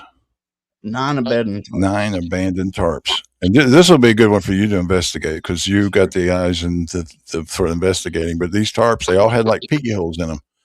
And I swear, well, from a person that we used to know, that could do remote viewing, she said that they were dropped in by helicopters, and they're some kind of mutant program. This is Middle Tennessee, so this is going towards that direction. See, we're not into that, dude. I know where we can go and get in some big trouble. Oklahoma, and I'm just kidding. I mean, I know there's definitely big trouble, and there's definitely a lot more than the natural things running through the woods. Yeah, natural beings that just wants to like raise Oh. children and be like a deer in the woods. But yeah, we got a video where we picked all those tarps up. And it was all different types. It's so weird. It wasn't Boy Scouts, and they were stuffed in between tree stumps and stuff. But she said that they would, from helicopters, drop these mutants. This is when we go off air talking about this stuff. I mean, you won't get a strike. We'll just our mic will start going down or something here in a minute. When you start talking about these secret programs that we're not supposed to be talking about, that's when people get in trouble. Yeah. But they would drop them out of trees, and they would fall, and they would break arms and legs, and very, how the government is always trying to muck things up for the humans. It's like that's not conspiracy no more. Smithsonian's too. The humans are hiding. That's what I said last night. I was talking to people, and I said, I don't know if anybody's recognized, but we're in a war, guys, against things that want to eat us, and it's not. Yeah. It's a real reality. There's something that wants to mess up the humans for the bad. Mm-hmm. And they may start at your feet to do it. Mm-hmm. Yeah, and we can't be fighting each other to solve this war. That's usually how you lose in a war, fighting each other. Button heads on left and right politics or whatever in the world. Well, that's what they need you to do. That way you're not paying attention. Keep you right. And that's why we did that review of Signs. It's just because it's coming stronger and stronger to us that we might get an ET invasion. And in that Signs movie, I'll just say short for people that haven't watched it, or my decode, lemon juice. So some reason I don't think ET's like lemon water, because in that movie they were throwing waters in the ET and like it. So everybody stock up on lemon juice and spray bottles. You might thank me later. When you go into the woods and the Bigfoot's chasing you, spray them with lemon juice. See if that you'd be like, ET. Ooh, I got that off the side. And if it don't work, you're just carrying a garnishment for him anyway. You're gonna be gone anyway, I'm gonna be running around with a thermal camera in one hand and a bottle of lemon spray bottle in the other. But I'm just gonna be attacking anything that moves. He'll be like, "Hey Lulu, look, this one came with these own flavors."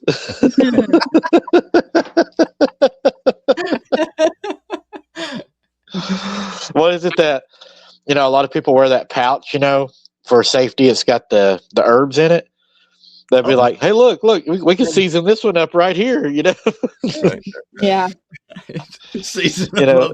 They got all the seasoning in the pouch. They come with their seasoning. That's nice. Today I done a short live. I went underneath a bridge where I've been hearing stuff at night, and Sharon actually wanted me to go look under the bridge. When I went underneath there, I found 2 dead deer, 2 dead coyotes, and a bunch of turtle shells that were ripped apart. Like something's been under there eating. All right, a troll, an orc, a Bigfoot. That's the Troll Bridge. That's Troll Bridge. That's the one they named Troll Bridge. Right. Yep. But you, like you said, you pray, you stay in your intentions. So that's why your intentions. When it's time to leave, and that's what you do. You ground. I guess you can call it grounding yourself, But what you're doing is you're centering yourself, because you're like, I'm protected. I know who I am. And then when you go in, and there's something, it's time. It's time to go. You got that. Well, it's important for you to do that, because you don't want to be drugged into a cave nowhere. When I go down there, a lot of people ask me, they're like, "Man, you're so brave." I'm like, "No, not really. I get scared. Sometimes I feel like it's okay to push a little further, a little harder, but sometimes I know it's time to leave. It's like, Mm-hmm. like, I don't know how I know. It's just I can tell when I'm there. I'm like, okay, it's okay to do this. It's okay to do that.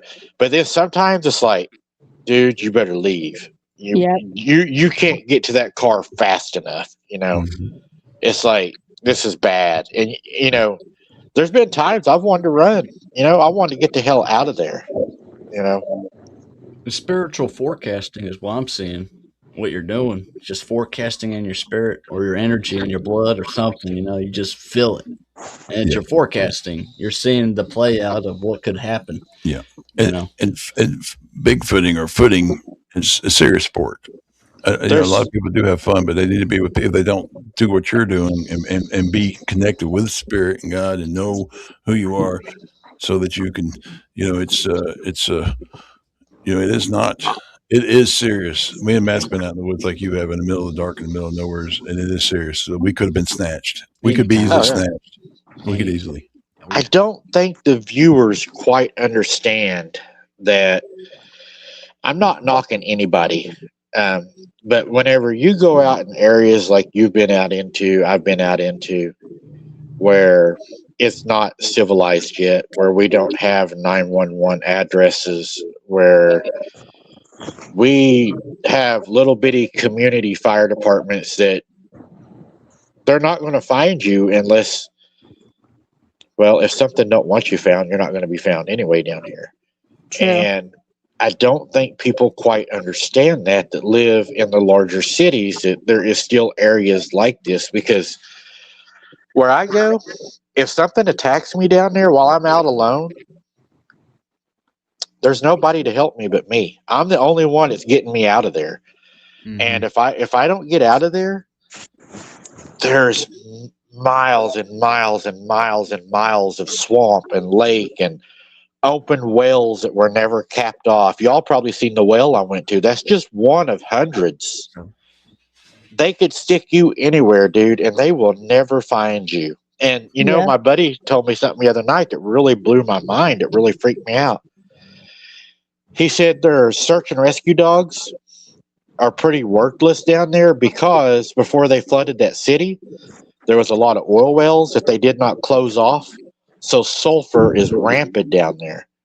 And he said dogs don't smell good around sulfur and water. Water. The Bigfoot's traveling through the waters a lot, but that's interesting. Yep. Damn. I don't think, and y'all's probably going to get a kick out of this. I'll let y'all know when I do it. As soon as I'm able to do it and I get some of my other things taken care of and stuff, I'm going to take somebody on a collaboration down in the middle of the lake where I go, and I'm going to take them in the daylight, and I'm going to let them see how beautiful it is and how everything looks. And I'm not going to tell them to pay attention. I'm just going to let them be them. And then when the sun goes down and it's pitch black, I'm going to say, now take us home. Yeah. That's when reality sets in. Mhm. Is whenever you start looking to go home and every tree looks the same. Mm-hmm. Because I was raised down here in these woods. I was raised on that lake. I know that lake and those woods like the back of my hand, but I can still go down there and get lost as hell. When you get in those woods, it don't matter how well you know them. If you ain't got a landmark to navigate off of, you can be screwed really fast. Mhm. Yeah. Yeah. Especially at nighttime. A mountain in the distance could be your number one guide out of the darkness right there. Yeah. Anything that's real, physical, big, something. And now imagine you're down there in the dark, an unfamiliar area. You're lost. Panic is going to set in because you're afraid, you're scared, you're lost. And now think about this. Not only all those things, but now you're being hunted by something that probably knows that you're lost, because I believe these things are very intelligent. So now they could walk right out in front of you and show themselves, and there ain't shit you can do. You know? Okay, you probably wouldn't even scream. Oh no, no. Right. You know, That would have scared you so bad. I've been paralyzed before where I couldn't scream. I hadn't even thought about screaming. yeah. And not knowing your way out of there, not knowing how to get back to your car. You know, That's terrifying. Yeah, one of the places we go to, there's no cell service, and it's probably a good reason why there's no cell service. They don't want you to call once you get in that place, and that's deep into the national parks. For some reason they have cell phone everywhere, but you go into the recreation parks. I don't think you might become part of their program. Yeah. And then people get mad at me because they're like, "Well, sometimes when I watch your live screens, they're pixelated and they're messed up." Yeah, it's called. I got a huge wood canopy over me. I'm not by a city or a tower, so my connection is not that good. I'm in the middle of nowhere. If you want to go watch somebody that's got a clear screen all the time, odds are they're in a place where there's people. When you go where there's not people, electronics don't work that well. A lot of people don't know this. I know y'all know this. Y'all are like me, I'm a hillbilly.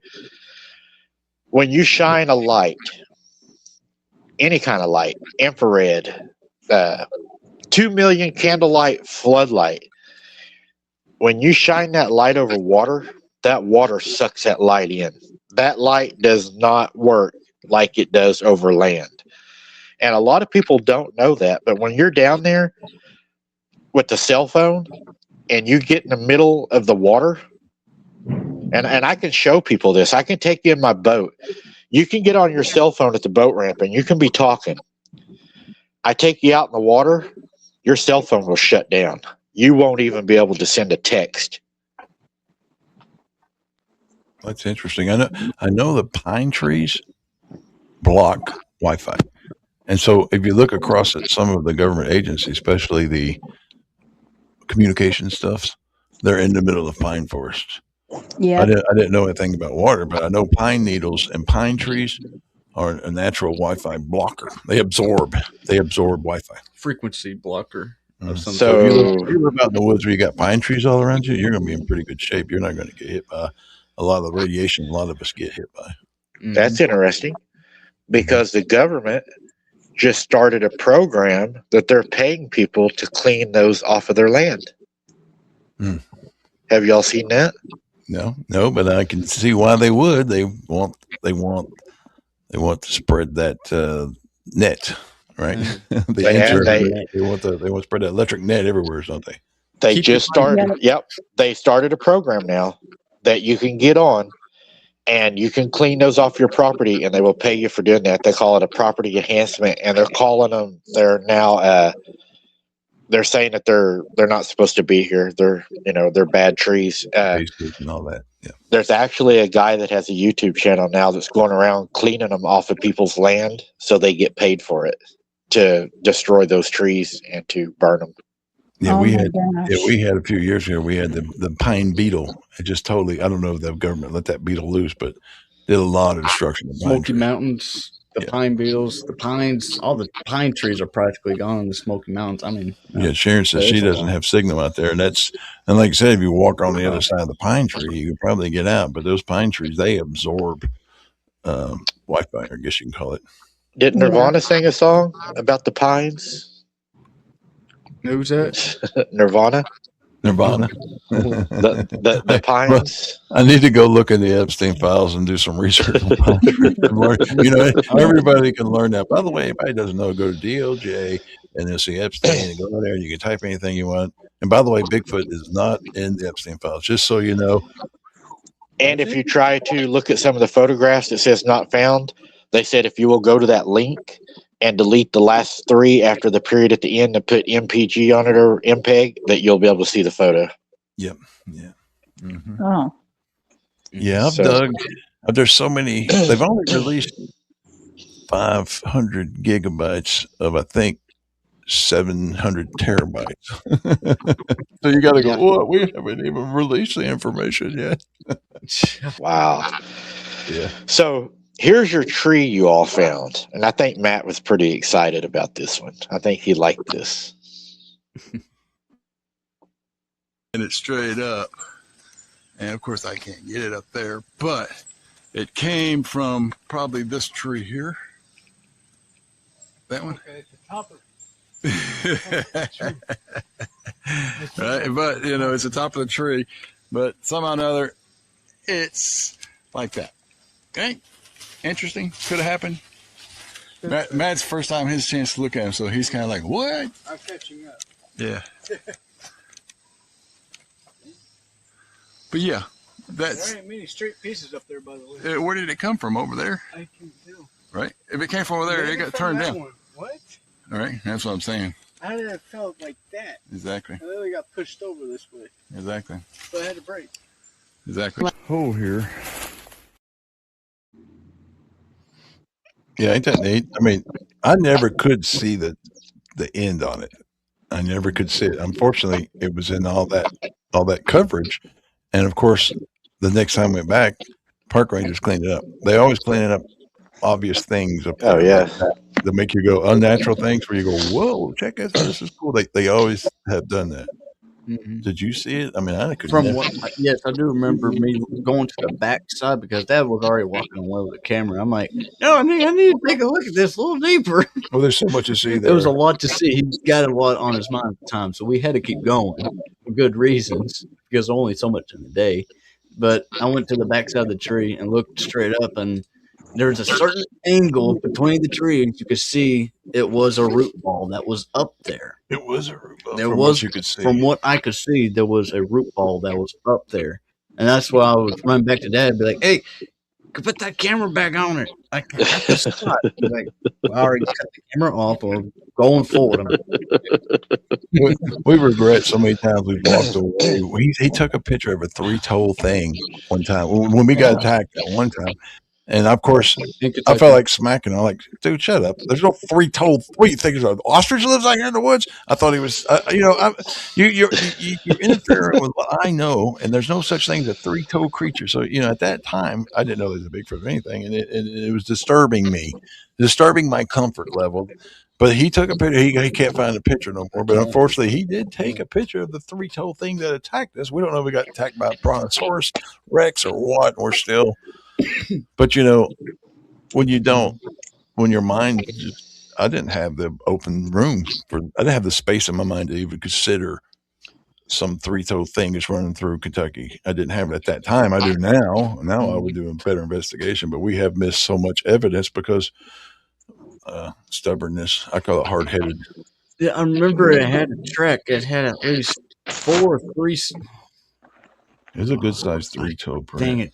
I think it had 4 or 3 steps, and I took the picture of the cleanest step I could, and it was as big as my hand, about that big. Like there's the bottom of it, and here's its 3 little toes it had. And I've seen those down here, the 3 toes. it's great. It's like an owl. Supposedly, the only thing I could find is a big-toed owl, and I'm like. Or an ostrich. That thing looked about Yeah, the size then of the an other, ostrich. well, the or ostrich, emu or something. the ostrich has one big toe hook or something, but it was a big. I can't remember what the other one But was. I think they say those birds are here.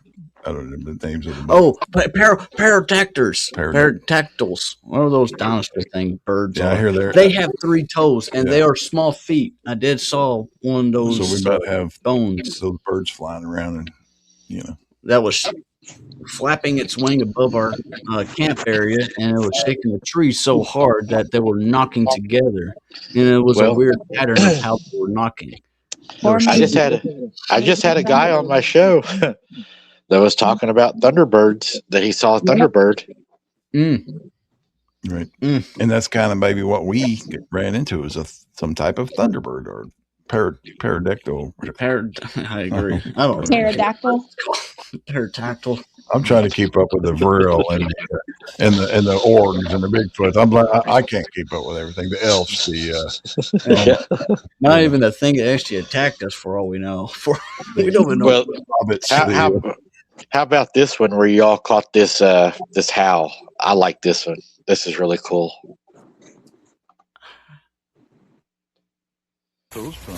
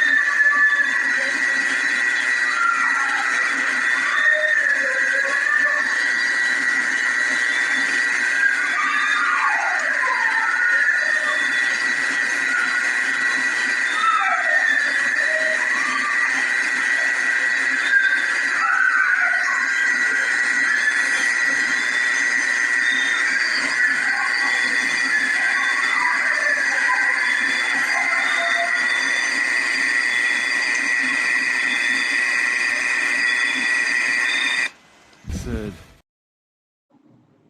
and you could see the beginning. That was all the crickets and all that, and you could say, well, that might have been a coyote, and I can give you that. But the thing is like you see, all the you can visually see how all the background noise of crickets they all went, and they eventually. If you look to the right, I don't think I shot in the video, but you can see where it starts where they all the crickets now come back online nice and slow, and they're right Right. back to that level. So I mean, that's a visual representative. Whatever that was turned off the bugs. Yeah. And that was down in near Georgia. That's down near the Georgia line. The Coker Creek, Tellico Plains, or something like that. That area. Yeah. Have you all thought about going to a dangerous spot or no? No, because I'm trying to get my mind around Bigfoots, and then when you got ETs involved, then you've got there's other things, like land Between between the lakes. There's a lot of stuff going on there, and I'm not. We've got two favorite areas, and one of them is near Georgia, and it's kind of like playground for the small ones. Now the place we go to up in Kentucky, it is a little bit more chancy because, like I said, that's kind of like where we think a lot of the mutants are dropped off and stuff, and we're a lot more loaded up there as far as protection and a lot more careful. But that's as far as we want to go because we already have enough weird things with ET sounds and cricket things floating by. We had this one. We had this lightning bug, dude. You never seen this stuff like it. We should have videotaped it. We didn't think about it. There was a lightning bug that came on and go flying by himself, and then go out in the woods. You can see him. I'm like, what's he doing? And then he'd go swing out way out, and then he'd come back around, go past us, go crawling up to. I'm like, what in the world? And that night, he went through our camper top. We had little windows pop up on us. He flew through where we were at. And I'm still like, you would never believe me if I told you, and then you wouldn't have believed me if I had a video camera. But what the world is that? What was that? A fairy? But it was a lightning. It was a blight. It was a lightning bug, and it stayed on for a while, and then it cut off, There and then was- it stays on there for was a no- long while. There was no other lightning bugs. None. None. Well, there was no. No. That's what That made was my- here at the house where I was gathering the understanding. That was the time period. I remember before we did the trip out there, Maybe I was a fairy. watching lightning bugs coming up the hill. After I get out of the tub, I go outside and sit down, and I saw these lightning bugs. All the lightning bugs does a flight path like this. Let me see my hand. Okay. It does this. They come up, and then lights on, and then they do it again. Lights on, and then lights on. That's what they're doing. And then next night, going up to Kentucky, that one zoom. It was just that one lightning bug. We sat there at the campfire and watched it. And like you said, we're thinking lightning bug, but for some reason our brain had never come on. Even thought about recording it until we never got no shots of it. But it would go way off into the woods, and we'd go watch it go. We just watch it way out there, and we're like, that lightning bug's broke because there's lights on. It looked like it's real small, like a lightning bug, like a little, might have been a green little bulb, little green. It was a green one. He'd It was go a green out, and we'd watch him. And I'm like, there he goes, way off, and he'd curve around, and he'd come back, and he would do a bop. He'd pass us right in Kentucky woods, right? You're like, what is that? I should have videotaped, like I said. Yeah. one of those things where you don't catch the evidence because you're mesmerized, or you're like, Right. what am I seeing here? And you're trying to calculate. You're not thinking cameras. You're not even thinking cameras. Definitely for a little insect, like you wouldn't think you'll be recording an insect when you're out there with Bigfoots and such. So we're like, what is this insect doing? Yeah. I'm going to record a Bigfoot, not an insect. Yeah, we're not here to record bugs. Bug. They what? Let me tell you one story though. It was kinda neat. There was this light out in the woods, right? It was just sitting there. I mean, I'm like, look at that, because we like to go up on new moons because it's so pitch dark. We go where we go, it's so dark. There's no cell phone service. That's how far we go out in the woods because we like that place. And there was this light, and you could see it. He's in the woods, and I see it. And he's over there, and I'm looking at Matt. Me and Matt's like, yeah, and you could see it. We're like, look at it, there it is. And it was sitting there, and it was stationary, and it was in the middle of the woods, a light way out in the middle of the woods, a little teeny light. And so we go up to it, and we're starting getting ready to cross the road. I'm like, no, dude. No, because I'm thinking ET or something, right? And I'm like, no. And Matt's like, come on, let's go. I can see it. It's close to it. And I'm like, no, dude. I'm starting to freak out. So I'm like, no, there's something ET or something. And he's like, you're like, I'm going in. I'm going in. I'm like, dude. I was like, dude, I did not feel it. Anyway, he went in. And sure enough, when he got up to it, it was a lightning bug that was wrapped in a spider web hanging, and its light was on permanent. Wait a minute. It was. It was stuck on. He couldn't turn off. And it was just a little lightning bug. But he was inside of a spider web wrapped, and his light was on permanent. Just sitting there in the middle of, you look out in the woods, you know how dark you get in the woods, and there's just a little light.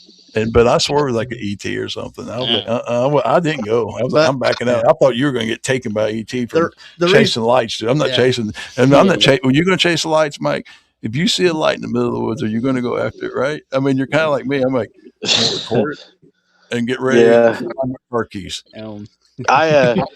I followed one last night, or not last night, but last time, and it was a bad idea because something hit me in the side of the head with a big old stick.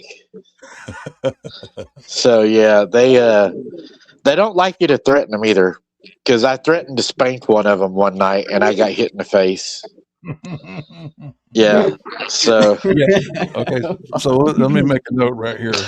Do not let Matt and Mike go to the woods together. You two are not allowed to go in the woods together. Sorry, Mike. We can't go. You two are not allowed to go in the woods because both of you will be chasing the light. Dad said it can't come over. Yeah, maybe you all can come down sometime, and I can take you all down there, and y'all can explore. He's out already. I could hear it. I like it. I mean, there's ETs out there, you know. That's another one that no one's really talking about. There's things. So I watch things come out of the sky from where I live and go down into the trees to where I investigate. And then they leave. You know, sometimes I've wondered, is that the fallen angels? Are they, are they visiting their offspring, their lineage? And so one night I was down there and I was live, and this light, I didn't mean to do this. This was accident. My light that I carry, I had it and I stuck it under my arm because I was trying to throw my rifle around that I had on me. When I had the light under my arm, I hit the button and held it in, so it turned my light on strobe, and I was strobing the sky, and I didn't know that I was strobing the sky. Well, that's a bad idea. Yeah, I don't recommend that. So after it did that, I turned the light out and I looked, and there was this bright orange like orb floats out in the sky over the trees, and it just stops. And then two more come from the other way, and they stop. And it's like they're watching me. So I told everybody, I was on a live. I said, look, there they are. And I started shining it. And when I started filming it, it started flying toward me. But when it did, everybody said my stream cut off, and all it showed was my emblem until it passed. It would not let me film it. Yeah, I believe it. I believe you. And yeah, you You brought up 3 points, man. First of all, ETs. The people that are in the chat, I do believe that there is good ETs. I know people that have had good relationship with Pleiadians and other species. So I don't want anybody to think I'm not going to say ETs are bad because, like I said, I've never met one, never been in the ship, and all that kind of stuff. And 3 points. The star people, like you said, the star people. It's been forewarned, so you can get in trouble messing with the star people. But like I said, I'm not going to. If you're the kind of person that, you can be friends with certain races. I don't know. That's up to each person to figure out. Get one of those green laser pointers and like point it at them. Yeah, right. That's what some people do that, and then and I'm not. And like I said, that's each person take their own chances. You might get lucky, and you might meet some good ETs. Who knows? I don't know why. I don't know why they probed me. I don't know. All I do is shine a light at them. And I tell you right now, our Bigfoots have always been not with ETs. But recently they're doing some work with ETs. But they have warned us that he's back off of them again. He's back off again. Yeah. But anyway, but he has told us though, when it comes to ETs, keep more than an arm distance, at least 4 arm lengths of us away from, because they do put off like radiation or something, or they might be able to take you in somehow. They might be able to. If you can't protect yourself, keep them 4 arm lengths away from you. So, yeah, you don't want to go up and shake their hands and do that kind of crap. Because, like I said, if they're sliding in and out of dimensions, they're going to have different injury levels. Because as you go into a different dimension, you have to get your heartbeat to that dimension before you go in, or you can die or pass out. So being in touch and getting around with things that are from these other dimensions, which are all right here on Earth. I don't believe they come from. I don't think they're coming from. I guess maybe some of them come from other galaxies, but I believe it's the dimensions you could travel from here to the other dimensions in a second, because you're going through whatever space and time fabric, whatever you want to call it. But definitely want to keep your space. So we've been learning a lot about ETs as far as trying to protect ourselves. We're not afraid of them. We're going to stand and fight. We're going to board up our house. We're going to watch signs again. Yeah, we're going to watch signs again. Practice. Get our little copper helmets on. You just don't want to wake up with one standing at the end of your bed. Yeah. Right. What I was saying was like the intentions with your ETs or something like that. For anybody that has good ETs or bad ETs, or you're just having a new experience and it's just like on the spot, you're getting an experience with an ET. I say, be like a Bigfoot. Look at him and sway. Because what I'm seeing, why they're doing that is make them do the move, and you'll find their intentions first. Are they coming of good, or are they coming with aggression attacking me or however around you? Let them make the first move before. Well, it depends on the situation. If you can run and make it to the car, go to the car. But, what was that movie? That true documentary, The Fire in the Sky? Yeah. Y'all watched that before? I have. It sounds familiar. Fire in the Sky, but I don't think I'm thinking REO on Wheel in the Sky that's talking about the Zodiac. No, this is about a guy this guy was abducted. Mm-hmm. And wasn't in front of his logger friends, Amanda? Yeah. Yep. Him and like 4 other guys. He was abducted right in front of his friends. Mm-hmm. Mm-hmm. For his blood type or something. Checking his blood type, maybe. Seeing what blood he has for his kids. Well, they need different blood tests for different things, I believe. Right. So they, you think they're the ones that's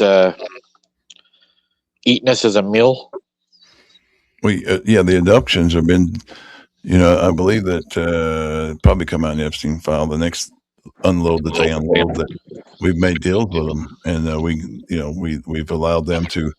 I believe that they've come down. Some of them, they're living, I don't know, underground or whatever, and they have to have food. And so, our government made deals with them, and you know how our government betrays us on a regular basis. And so I guess they're continue to still, they're probably hungry, and but we got to get this worked out. They're going to have to eat pig. Eat some pigs. They're going to have to eat sausage. They're going to leave my family alone. They're just waiting on me. Sausage and bacon. You know. They can go to McDonald's. You know. Talk to Wow. Exactly. Get them some human meat.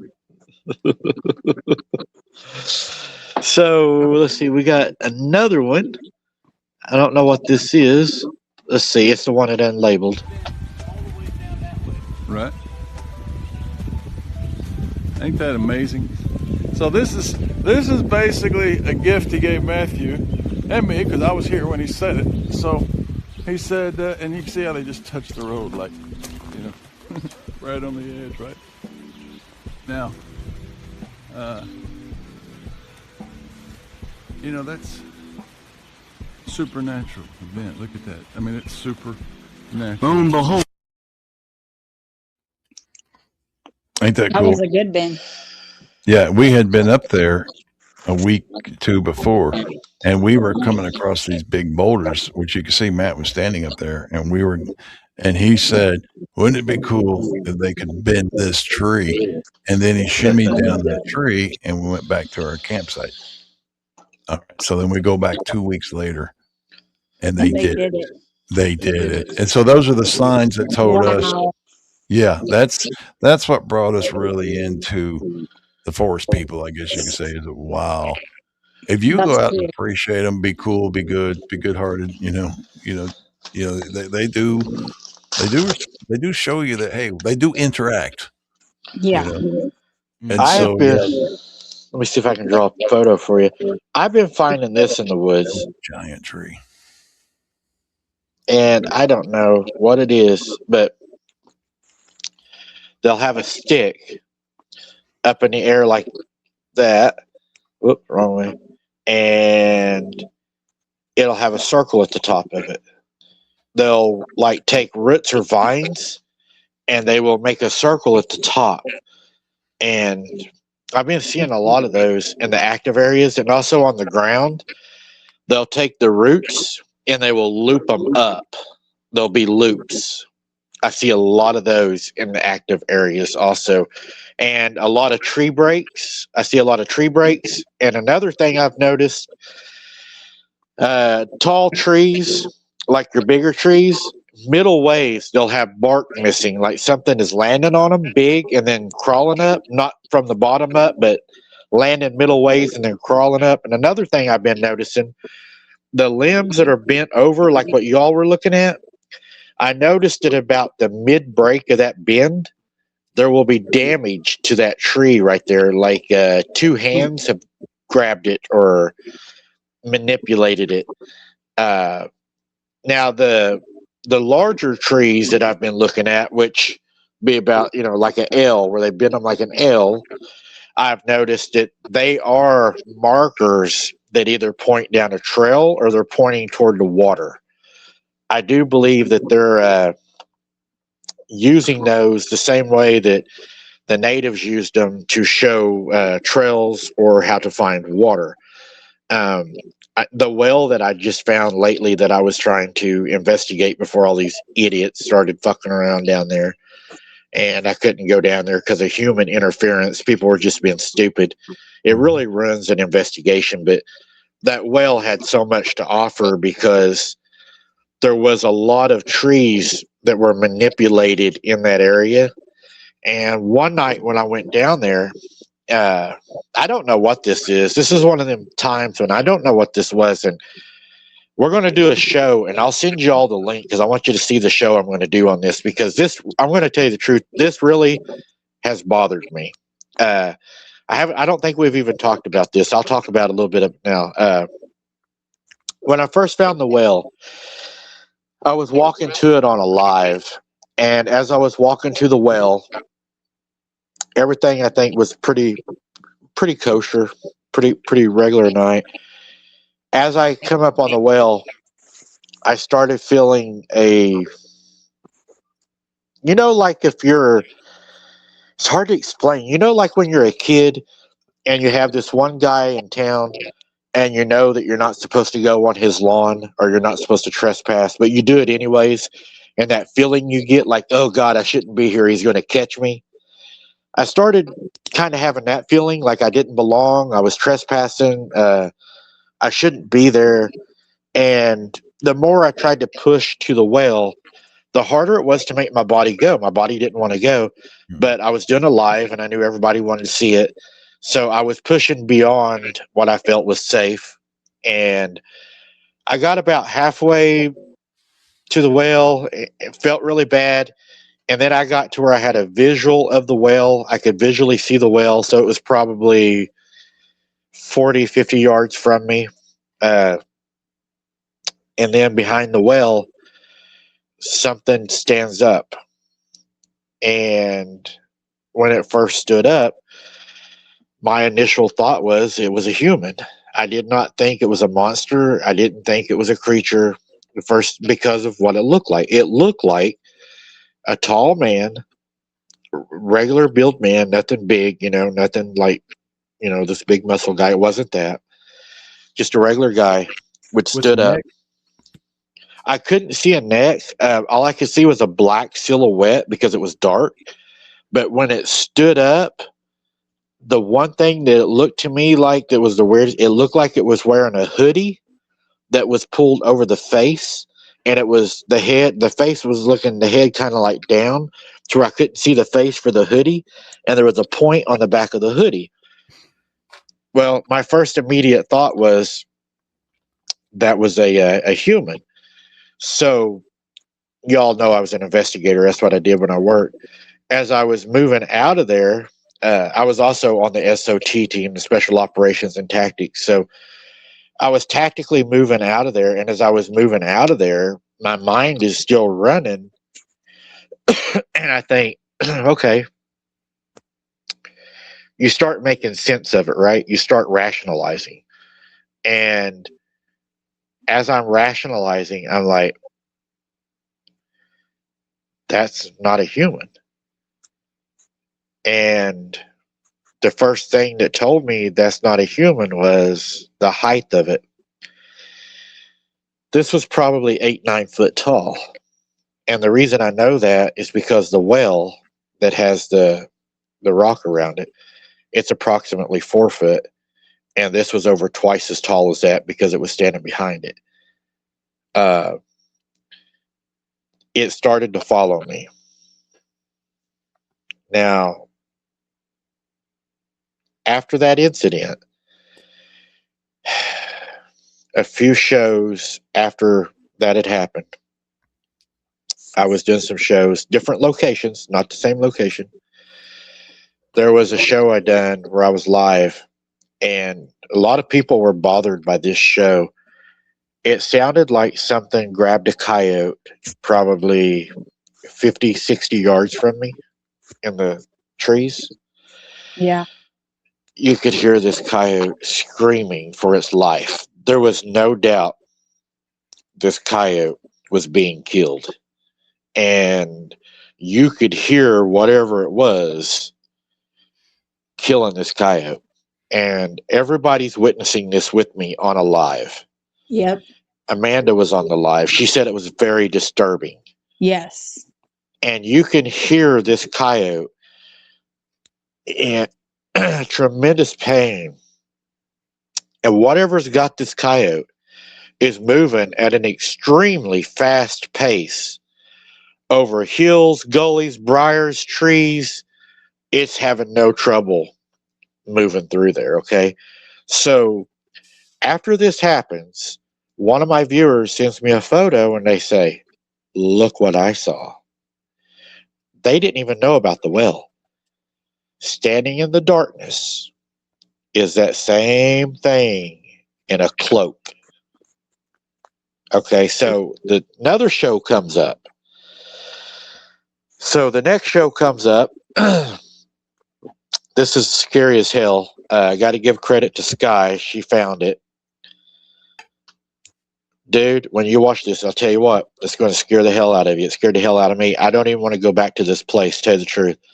I'll push things, and I'm not, I've been known to not be so smart, but I really don't know if I want to go back here because what she caught on that video was a photograph of a witch. That's the best way I know how to say it. A witch or a demon. And it's not like one of those where you have to guess, like, oh, is that what when you look at these photographs, she has her mouth opened. She looks evil as hell. And ever since that well, she has been showing up in my videos now, my lives. I don't know why she's following me. She just seems to make an appearance. It's not like she's in the whole video bothering me or, doing something. She just kind of makes a cameo, right? She just makes sure she's there. I've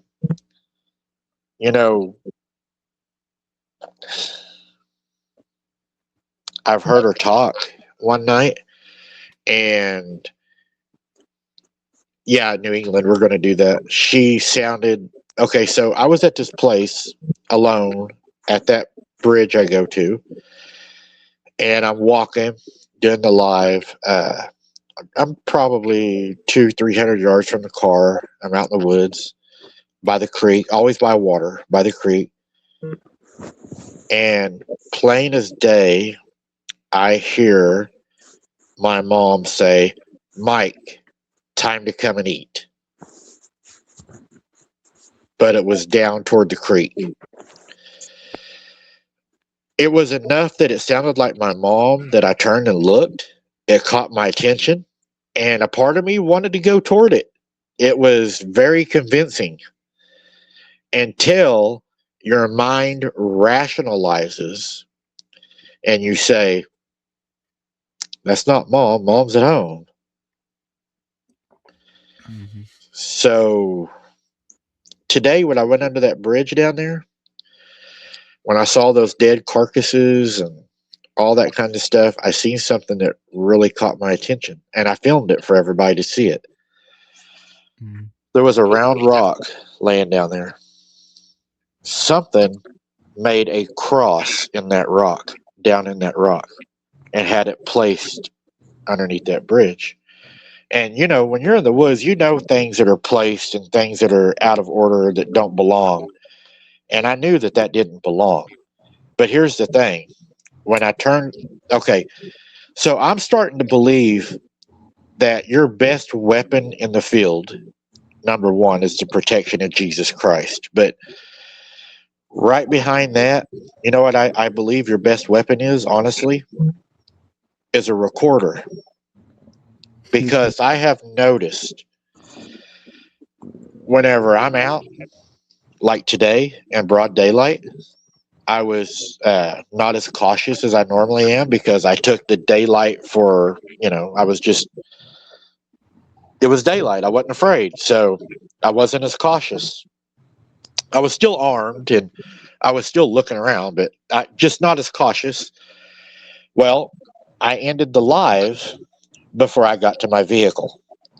And before I got to my vehicle, I started walking through the trees and stuff to get back to my car. Wood knocks immediately. Pow, pow, pow, pow. And I was like, what in the hell? Yeah, 4.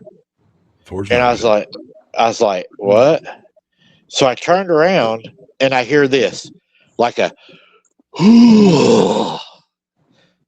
like a big breath that came out. And I was like, what the, So I turn around. I can hear this breaking the limbs coming toward me. It's not walking away from me. It's not paralleling me.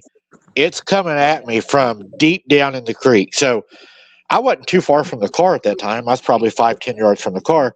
So I went ahead and pushed up to the car. But what I done, and I noticed this made a difference, I made a phone call to Sharon. I made a group call to Sharon and Nancy and everybody, right?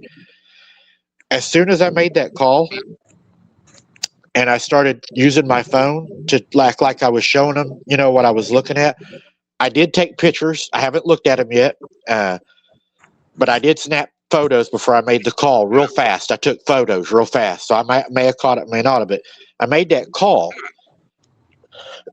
Excuse me, but I acted like on the call that I was filming. Soon as I started filming, it immediately stopped coming at me and totally turned around and went the other way faster than it was coming at me, and went down below the creek bank. And when it went below the creek bank, I heard like a big pop, like a big snap. I heard it hit the water, and then it was dead quiet. But here's the thing. Everybody heard this. The crows were going crazy. I mean, the crows down there where that was at, they were so loud, so intense. I've never heard them like that before. It was crazy, dude, for daylight. Yeah, for daylight. Dang. I know you like crumbs, and I got one on you was talking about had a hoodie. You got something too. Because on the hoodie, something that you keep in the back of your mind, 'cause it could be something related to this. The hoodie, a lot of times, is a robe. And for example, right, a lot of times, like I'm going to use reptilians, for example, the queen, all that kind of stuff. They have to wear a robe because, like a werewolf, when they change back from a human back into their true reptilian, because if they get to smell of blood, they'll be like they're trying to hold their crap. They'll flip back into their reptilian body, and if they're enclosed, it'll just rip them closed, just like a werewolf. It'll rip them apart. And so in that case, there, you're saying a hoodie, and I'm like, that sounds like a shift changer because they will wear robes because when they shift, they can't wear clothes. So just keep that in mind. Okay, so That makes sense. I'll share a story with y'all that I haven't shared many times, and I don't know if I've even shared it socially. So, Well, can you hold for a second? Sure. Because I don't want to jump off to the next story.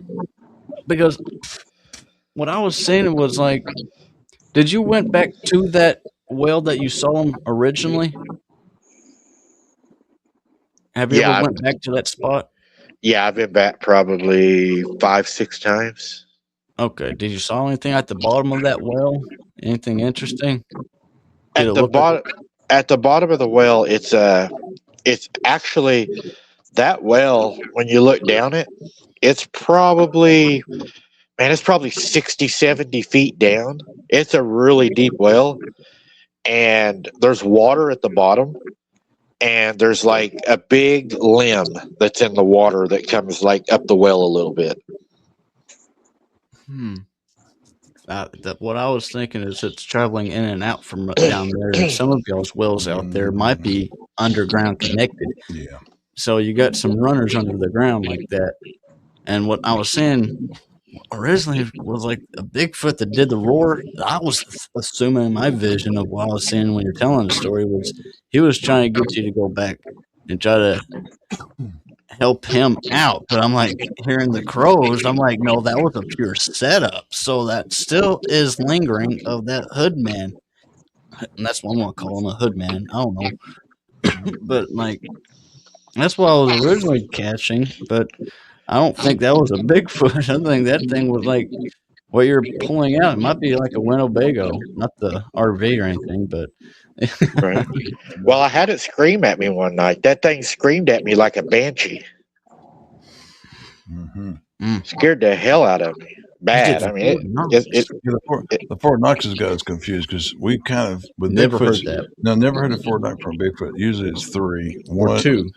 Yeah, 2. Well, it's kind of like 1 is like we're in the woods. Redelia here. 2 is like hello or whatever. 3, I remember you. Yeah, there's people in the woods. And then 3 is like danger, and then 4 must be around. 4 must be run. I mean, because I thought 3 was war, basically. And so when you say you got 4 knocks, I mean that's not our normal Bigfoot numbers. That was, and it was super loud, dude. It wasn't like the pop, pop, pop. It was like pow, pow, pow. It was echoing, and I was down there a week ago, and I filmed this. I got it on film, or nobody would believe it. the big old dead tree, the only dead tree out there. There's this big old dead tree, and I was walking out there, and all of these turkey vultures landed in that tree, and they were watching me. And normally they'll run when they see you, you know, they'll fly away.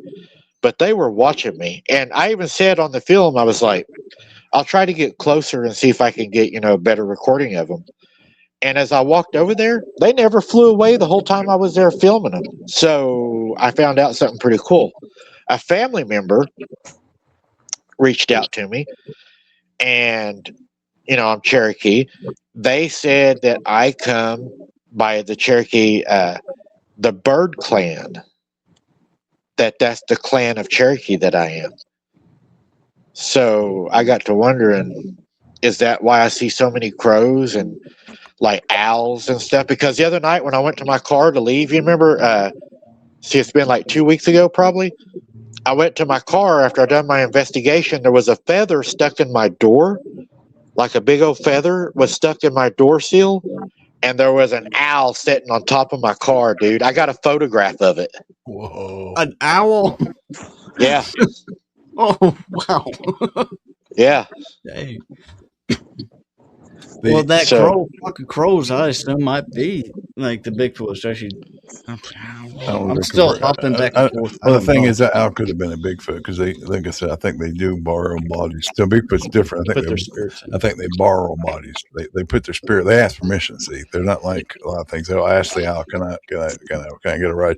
They'll ask the coyote. They like a tree. They'll have to ask the tree too before they go into it, because if they don't, a lot of times the trees won't let them back out, and then they're trapped. That's why everything. It's Jesus taught that you put the spirit in a body and then you kill the body. It's how you get rid of those demons, right? For example, and a Bigfoot, if a Bigfoot goes to a tree, it doesn't ask. The tree could just like, well, you're stuck with me until I die, and it will go down with you. But so Bigfoots are a little more smarter about that. And I'm trying to get them crossed off. That owl, dude, when I walked up there, the feather was in my car. The owl, you know, the little luggage things you have on top of it's on top of my Durango. I don't know what they're called, little plastic deals that run across. He was sitting on that. And when I walked out of the woods toward my car, he flew off the top of my car right over to the fence post, and he sat there and did not leave. He watched me drive away. But here's the thing. When I was in there that night, everybody heard it too. I was walking in the woods, and on my right-hand side, it sounded like a woman started singing, like real high-pitched singing. But it went started over here, and it circled me real fast, the singing. It had to be in the air to do that. I don't know any other way it could have done it. But it was singing as it circled me. And then the next thing I know, I take one to the head, dude. Boom. I've been hit in the head 3 times out there. Well, you made me think the birds, that if I could borrow an animal's body, I'd borrow a crow, because crows can mimic. So it might have been a crow that had borrowed that night that went by you, whatever had borrowed that crow. Mm-hmm. And the feather symbolizes this. What we understand is, like the Egyptians, your soul is balanced. And so when you find a feather in the woods, when you find a feather in the woods, that's kind of like them telling you that, you're balanced. That's good. You got a good heart. And so that's what we kind of recognize it. So having the feather and the owl visit you, I think that was something good, some kind of good messaging. Don't you? Yeah. The owl part has got me questioning, because I'm like, I'm trying to remember our owl that we saw twice or 3 times. And I can't remember, one of my best friends, he passed away in the middle of summer this past summer. And that was the same time period where we saw the owl. But I'm like, I don't know if it was we saw the owl, then my buddy passed, or was it my buddy passed and then it was an owl, so the owl was a message to be strong, or something to that effect. Yeah, and I haven't followed those. A lot of people believe that if you see an owl, there's a sign of a death or something. I don't follow that. It's just something I think it's interesting tale. So we had a cardinal we were sitting in backed up my truck, and we're sitting there, and a red Cardinal flew down. We're sitting in my truck. I'm Just the driver, parked. parked, and he landed right on the wiper blade and looked at both of us. And at the time, I felt like it was my father-in-law, which is a Georgia Bulldog. He went to Georgia. He lived in Georgia, and I felt it was him. But like you said, that bird came and sat there and flew off. And then the other day, me and Matt was sitting in the garage, and a Cardinal flew into our garage, landed on this little wire between us, two of us. Matt's like, "Did you see that?" And I'm like, "What?" And he's like, "That." And so luckily we have cameras running in our garage. So he went back. He had to go review the camera, and we called it. A Cardinal flew in. And so, like you said, but we don't have crows here. That's the neatest thing about our property. I don't know. We burn tobacco here and bless the land. I don't know if that's it, but our neighbors right over here, they have crows. We never have crows, and then we don't. So there's a lot to wonder about the birds.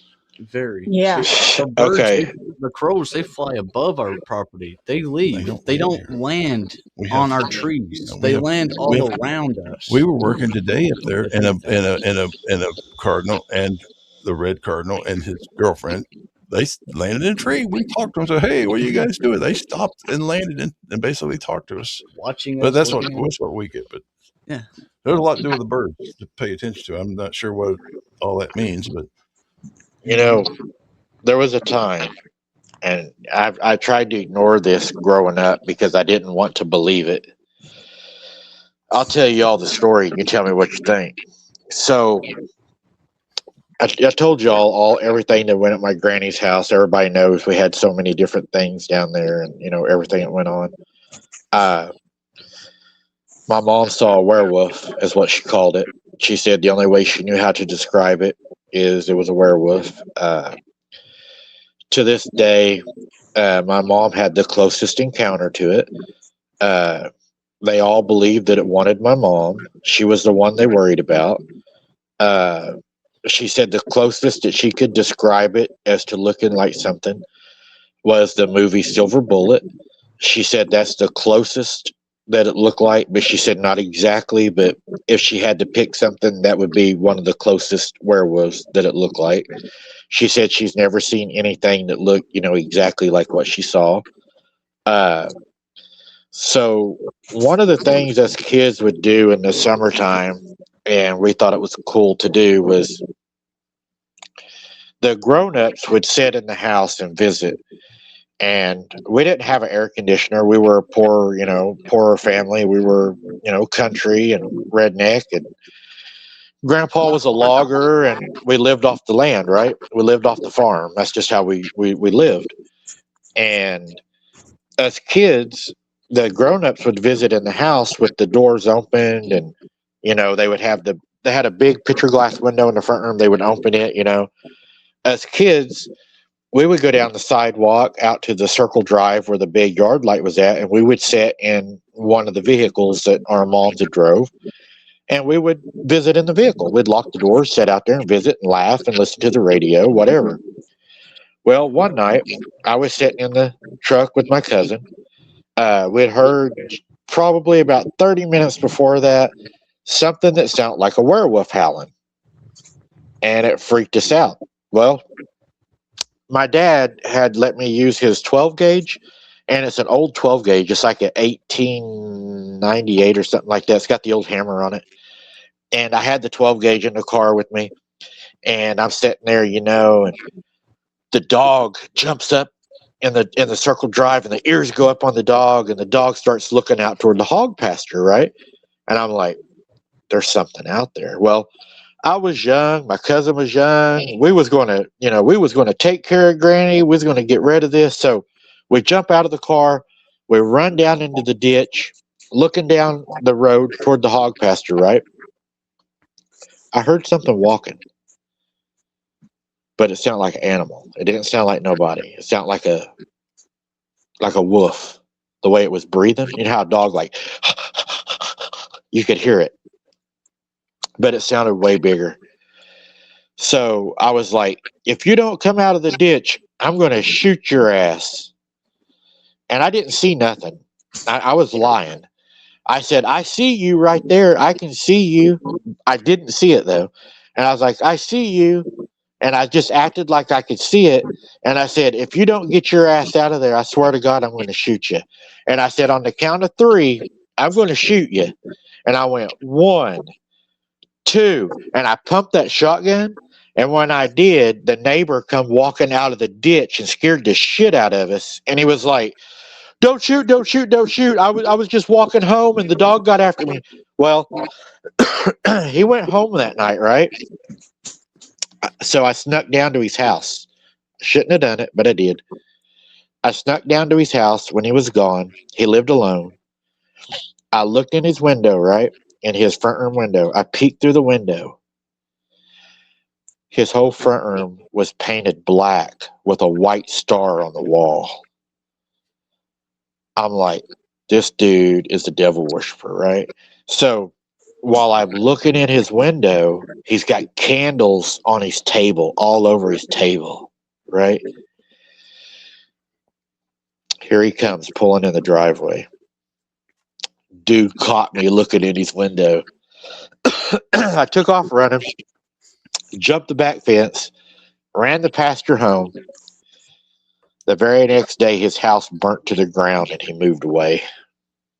Mm. True story. Well, you made me think, being a werewolf, werewolves have to have robes too because they're shift changers. Keep Yep. their bodies. Yeah, they So have they to. don't- Right? A big enough robe too that Yeah, they'll have to covers have them. robes. And that's right? why they get big. They get really big in their robes. Well, Dang. everybody in town, they used to say, like, they would be hunting. I'm not going to say his name because he still lives around here, but they said they would be hunting. And you know what it's like down here? It's in the middle of nowhere. It's swampy shit, right? They said they'd be down there fishing or whatever, and here he would come just walking out of the trees with nothing on but just his underwear. And they'd say, what are you doing? What are you doing, dude? And he would always, he'd say, oh, I'm just hunting, enjoying the weather, or taking a dip to cool off, But his car wasn't there. Nothing else was there. Mm-hmm. Yep. If I was by myself, I'd probably be wild too. Well, I think his organization didn't like how he was handling it, and so they transitioned him, burned his house down, take him to another location because obviously he was not keeping it covered. Because he gets exposed, and he exposes a lot more of them, and they do. Their number one fear is being exposed. The Epstein files proving that they're all running on, jumping in the ditch right now, trying to avoid. But is werewolf in the Epstein files? I haven't looked for it. Well, there's a chance. He's still around here, and he doesn't look a day older than he did when I was 16. The dude is still in perfect shape. He's got big old muscles. Yep. Right. And that's kind of the reputation of the purpose of taking the blood of the young is youth and to keep you young. And so it's, practice. It's witchcraft practice or Satanism. What do you want to call it? I still got the part of me not to judge the person, who knows what happened to him, but besides that, it's like, I wonder if he is becoming a werewolf and he is doing these things. Is he doing it out of good? Is he feasting off of deers, animals instead of humans? He could be like a good, but who knows when someone gets kind of crazy against society, and then who knows? Matt's bringing up a point that a lot of people don't know is that humans have been taken down, experimented, DNA chopped, crunched, created, made into some monstrosity, and a lot of those monstrosities. The big thing is they don't know love, so they are just monsters. And so that's the thing is we can't we're in a situation if they don't ever learn love, no one ever shows them love, they'll never change. And so that's always got to be remembered, even though we're talking about some of the things that we would like. No, there's no mercy. No, there is mercy for everything, including monsters. because like I said, that's the problem with monsters is they were abused, mutantized.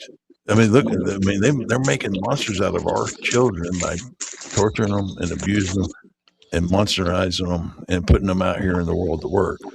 And since no one ever shows them love, they'll stay in the monster state forever. Mm-hmm. I just done two videos. I bet you guys would be really interested in. The name of them is one of them was about a guy named Michael Verdon. Michel is how he spelled it. The other one is about a Peter Stubbe. And what I've been finding, and this is just the investigator in me, is I have been programmed over 25 years to look for patterns and corroboration. So these accounts really interested me because they are documented accounts in history that were documented. These aren't folk tales that were passed down. These are actual documented, what they believe to be werewolves. The Michael Verdon was a werewolf pack. Peter Stubbe was a single werewolf, and then you had another werewolf named George, which was also a documented werewolf. Well, when you go back and you look, and this is what I found, when you go, and I try to look at it like I would a case, right? Like I'm going to take it to court. So whenever I went back and I looked at it, and I started looking for patterns, familiarity, MOs, what I found was, and I thought was unique, is in their transformation, they all made a pact pretty much with the devil. It was, some called him the devil, some called him the Black Rider, but it was pretty much the same pact. Another thing I found that the pattern matched, and this is 15th, 16th century, right? So another thing that I found that the patterns matched was they either used an ointment, a salve, or a medallion to transform. One of them had a belt that was made out of a pelt. They all had an item that was given to them from the devil or from this demon or this entity or this deity, whatever they made the deal with. So those were all very familiar. Now, it doesn't matter what part of society they come from. It doesn't matter if they were rich or broke. They came from both parts of society. I did, however, recognize that they had a problem getting along with other people. They would have quarrels with people in town. They weren't big quarrels, but they were trespassing or just kind of mischief, small deals. They They were, were mostly hermits. yeah, they were hermits a lot of the times. But one thing I found kind of interesting was a few of them had got married. So would that not say that they're capable of love? Now, the love is different than we love because he was going out killing children, bringing them back home, feeding them to his wife, which she said she thought that it was wild game. He told her it was wild game. Yeah. I think she knew. I don't think she could not know. No, she knew. Yeah, I think she knew. Now, all of these people were burned at the stake. They were found guilty, burned at the stake, public burnings. But, when you look at the familiarity, right, and I put it to current cases, the 15th, 16th century to the McNeilis case, the Amber case, the Tony Arias case, to Brenda Hamilton, the teacher. When you start putting it to all these cases and you start looking at it, they match to a T, dude. The strategic way they attack, the stomach being opened up, emptied out, and the organs removed.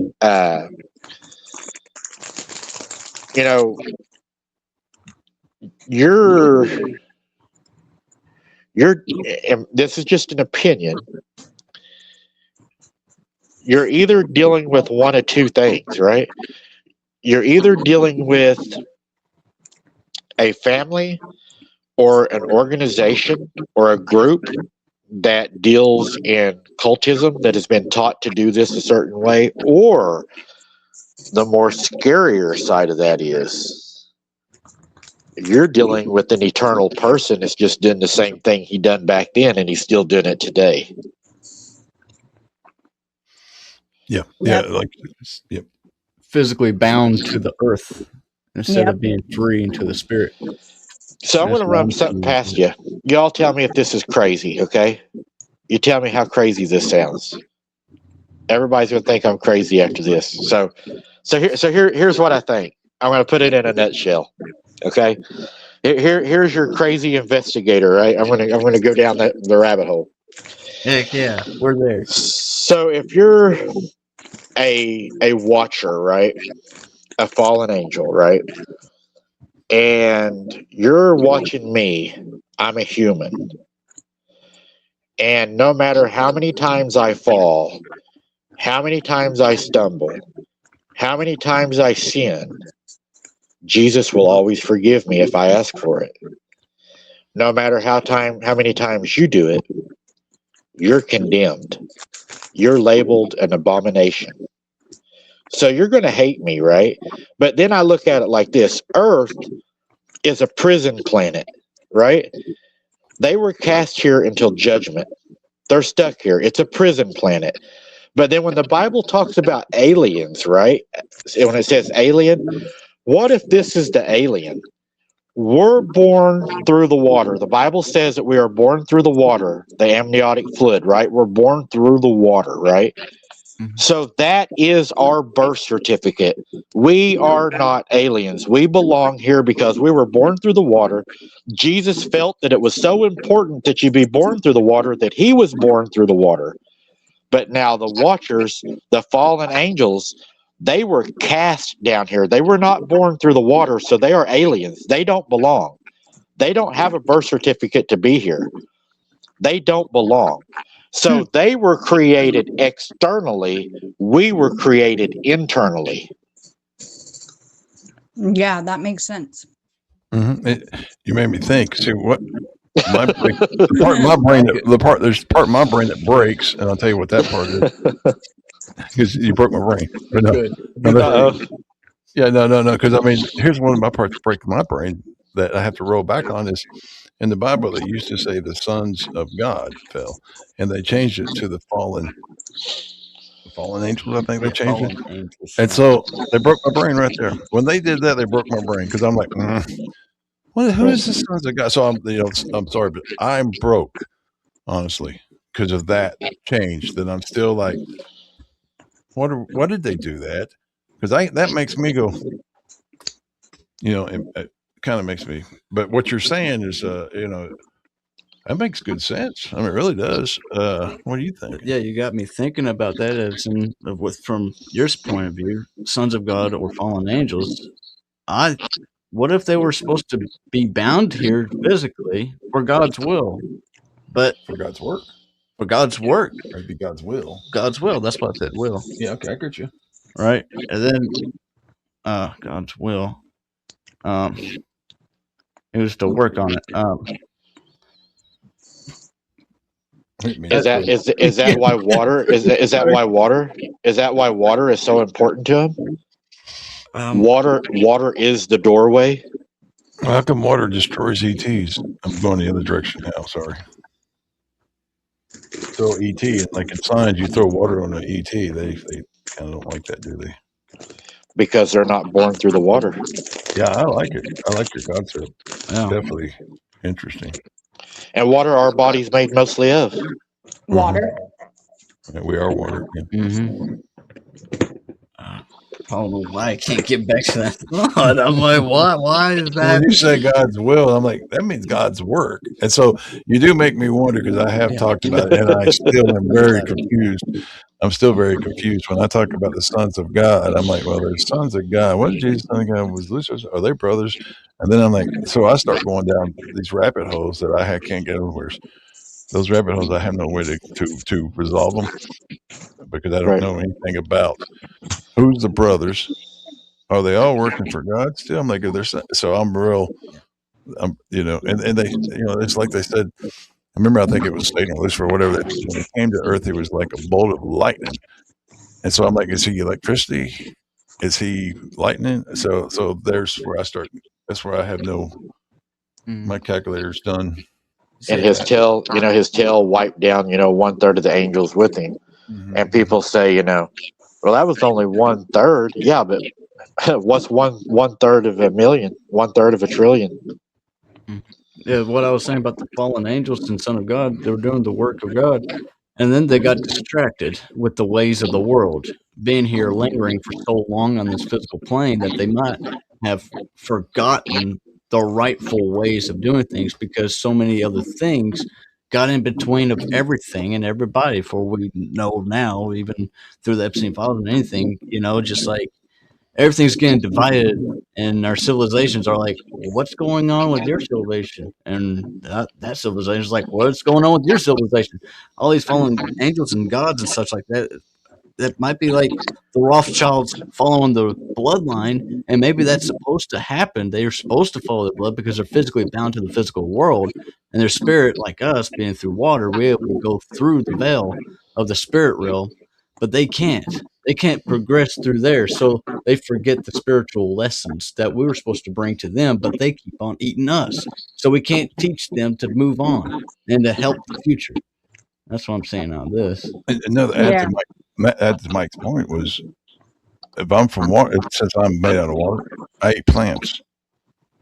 I don't have to eat blood. So you kind of, you're hitting on something there.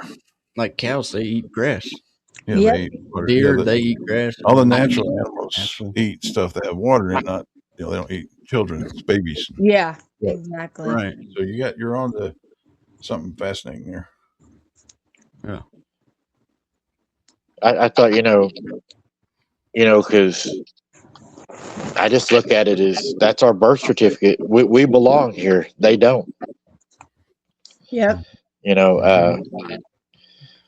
We're the chosen, and that's why he loved us so much. Jesus loved us so much, that he died for us. And if you think about it, how evil that these other things must be, that Jesus covered all of us in his blood, but he didn't cover them.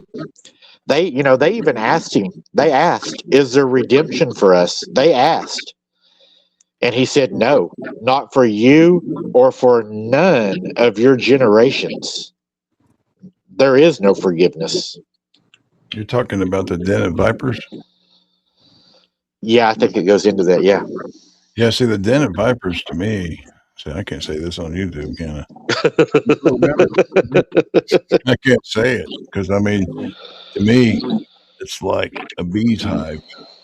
There's a lot of them in a lot of foreign countries where people go in and pray. And to me, I'm thinking that might be the den of vipers. That religion, I don't even know what to say. Like I said, I'm gonna get in trouble. I can get in trouble. Yeah. P-O-P-E. Is that how you spell it? P-O-P. No, I'm talking about. Well, John 3:16 says, "For whomsoever believeth," and we're like, I didn't know, and that's a big question that we all ponder. It's constant pondering. We're all pondering the same questions. Same thing question you're like, are they Nephilim? Are they fallen? Do they have the blood? And that's a whole thing we're going to ponder for I don't know how long until we ever come to that, ever resolve the truth about that. But I do know John 3:16 says, "For whomsoever." It doesn't say, So I think if anybody comes to love, then they could be saved. That's just from what I see there. But a lot of the other questions, I definitely, it's all opinion. Don't have the manipulation. My problem has been the manipulation, the hiding of Enoch, the hiding of many of the verses, the changing when I go back and I find out King James Version, I find out more about what happened and how that got. That's what starts getting me mad at the constant changing to make things better for You know, Jesus never had a church.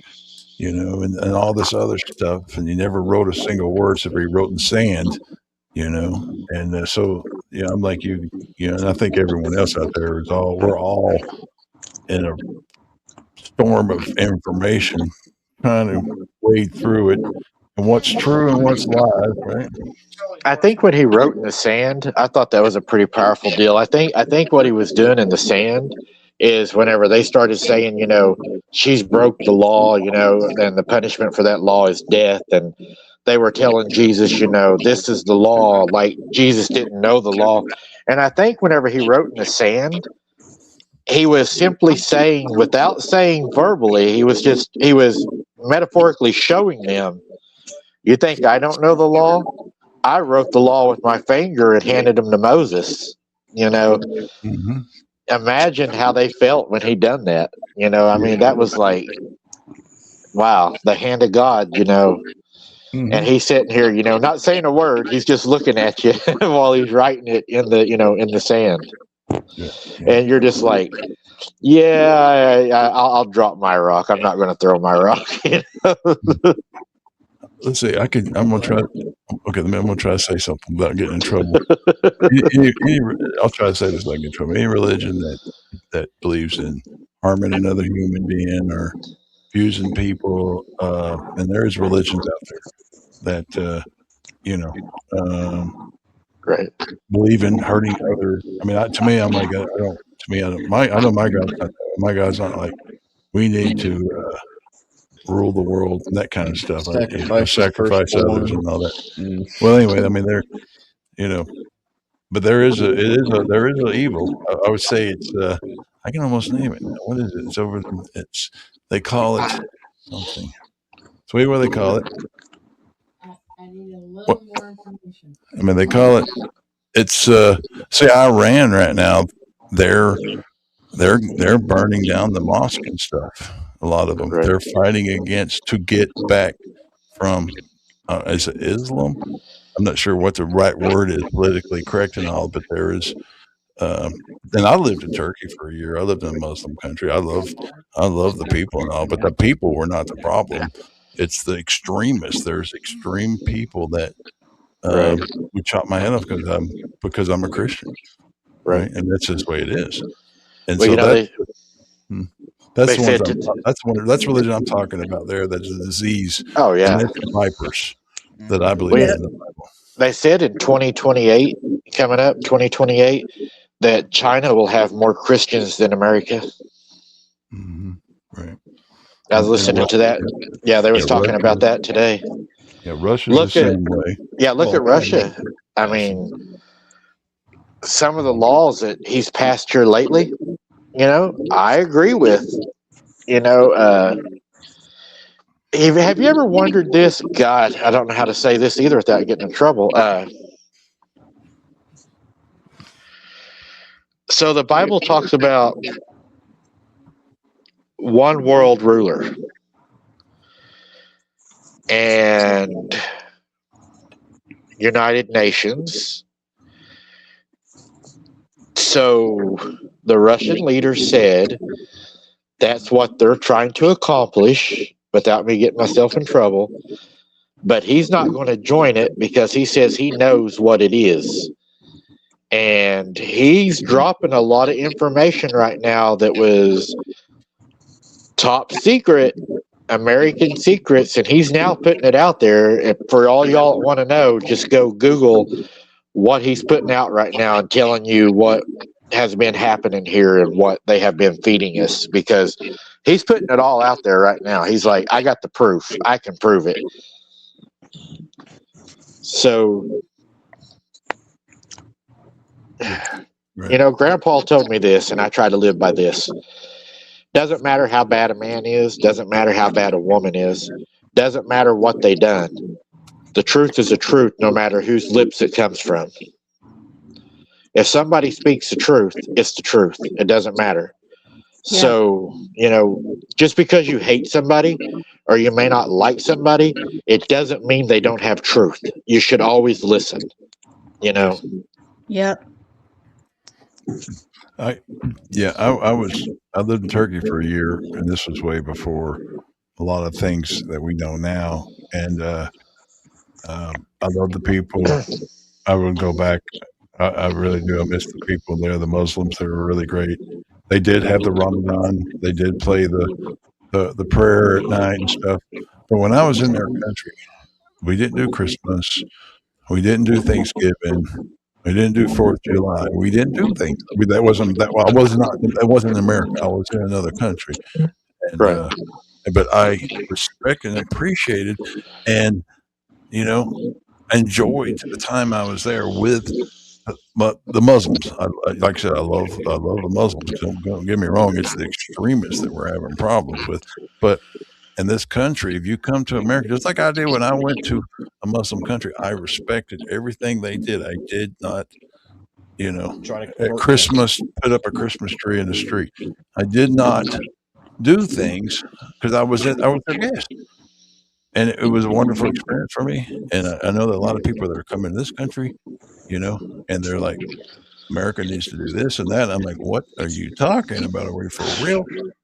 Right. People that come into America, if you don't love America, go back to where you came from, please. Just let's not don't come in here and try to Change our change values. America. So but like I said, I've been both sides of the stick. I've lived in a Muslim country, and I love the Muslim people. I adored them. They treated me so good that when I was there, and I can't say nothing bad about the wonderful people. But the extreme religions that are popping up around the world, that's got to go. The extremism's got to go. That's kind of like terrorism. Extremism is terrorism. You're not, you don't want someone else to live the way they want to.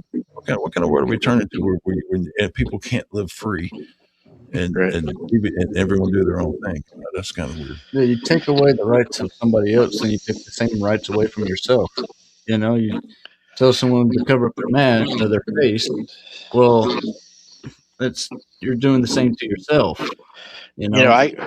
I get in debates all the time with other people that's in law enforcement because of my views. So I have a problem with this. So they want to pass laws that take human life away, right? They want to say, like, if you do this, then it's the death penalty, right? Okay, if you have 100% proof that somebody done that, okay. But the problem is too many people are executed because a jury of 12 was lied to by a very good attorney that knows how to twist words, that knows how to make you believe a certain way. And I believe that as long as our legal system has an incentive to pursue charges because they make money by doing it, there can never be truly justice. The only way there can be truly justice is whenever you take out the incentive to come after somebody. Because right now, if say I'm a judge, right? Say I'm a small town judge in a little bitty town. I have 50 people come into my courtroom, say Monday morning, and they all want to put a protective order on somebody. Is it in my best interest to drop those? No. It costs them $150 a year to refile them. That's my pay raise. But when you take that out of the equation to where it doesn't benefit me to approve them, then maybe we can start working toward justice. But as long as you allow people to make money off of the system, there can never be a true justice. The scales will always be like this. Yep. Yep, and it is. There's a lot of stuff that needs to be straightened out. I guess hopefully all this information is light coming in to correct. That's all most of us are hoping for, to get fair taxes, fair everything, because it's we're done.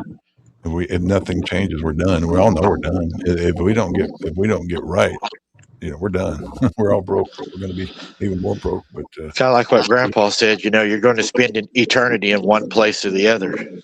Yeah. Pick a good True. one.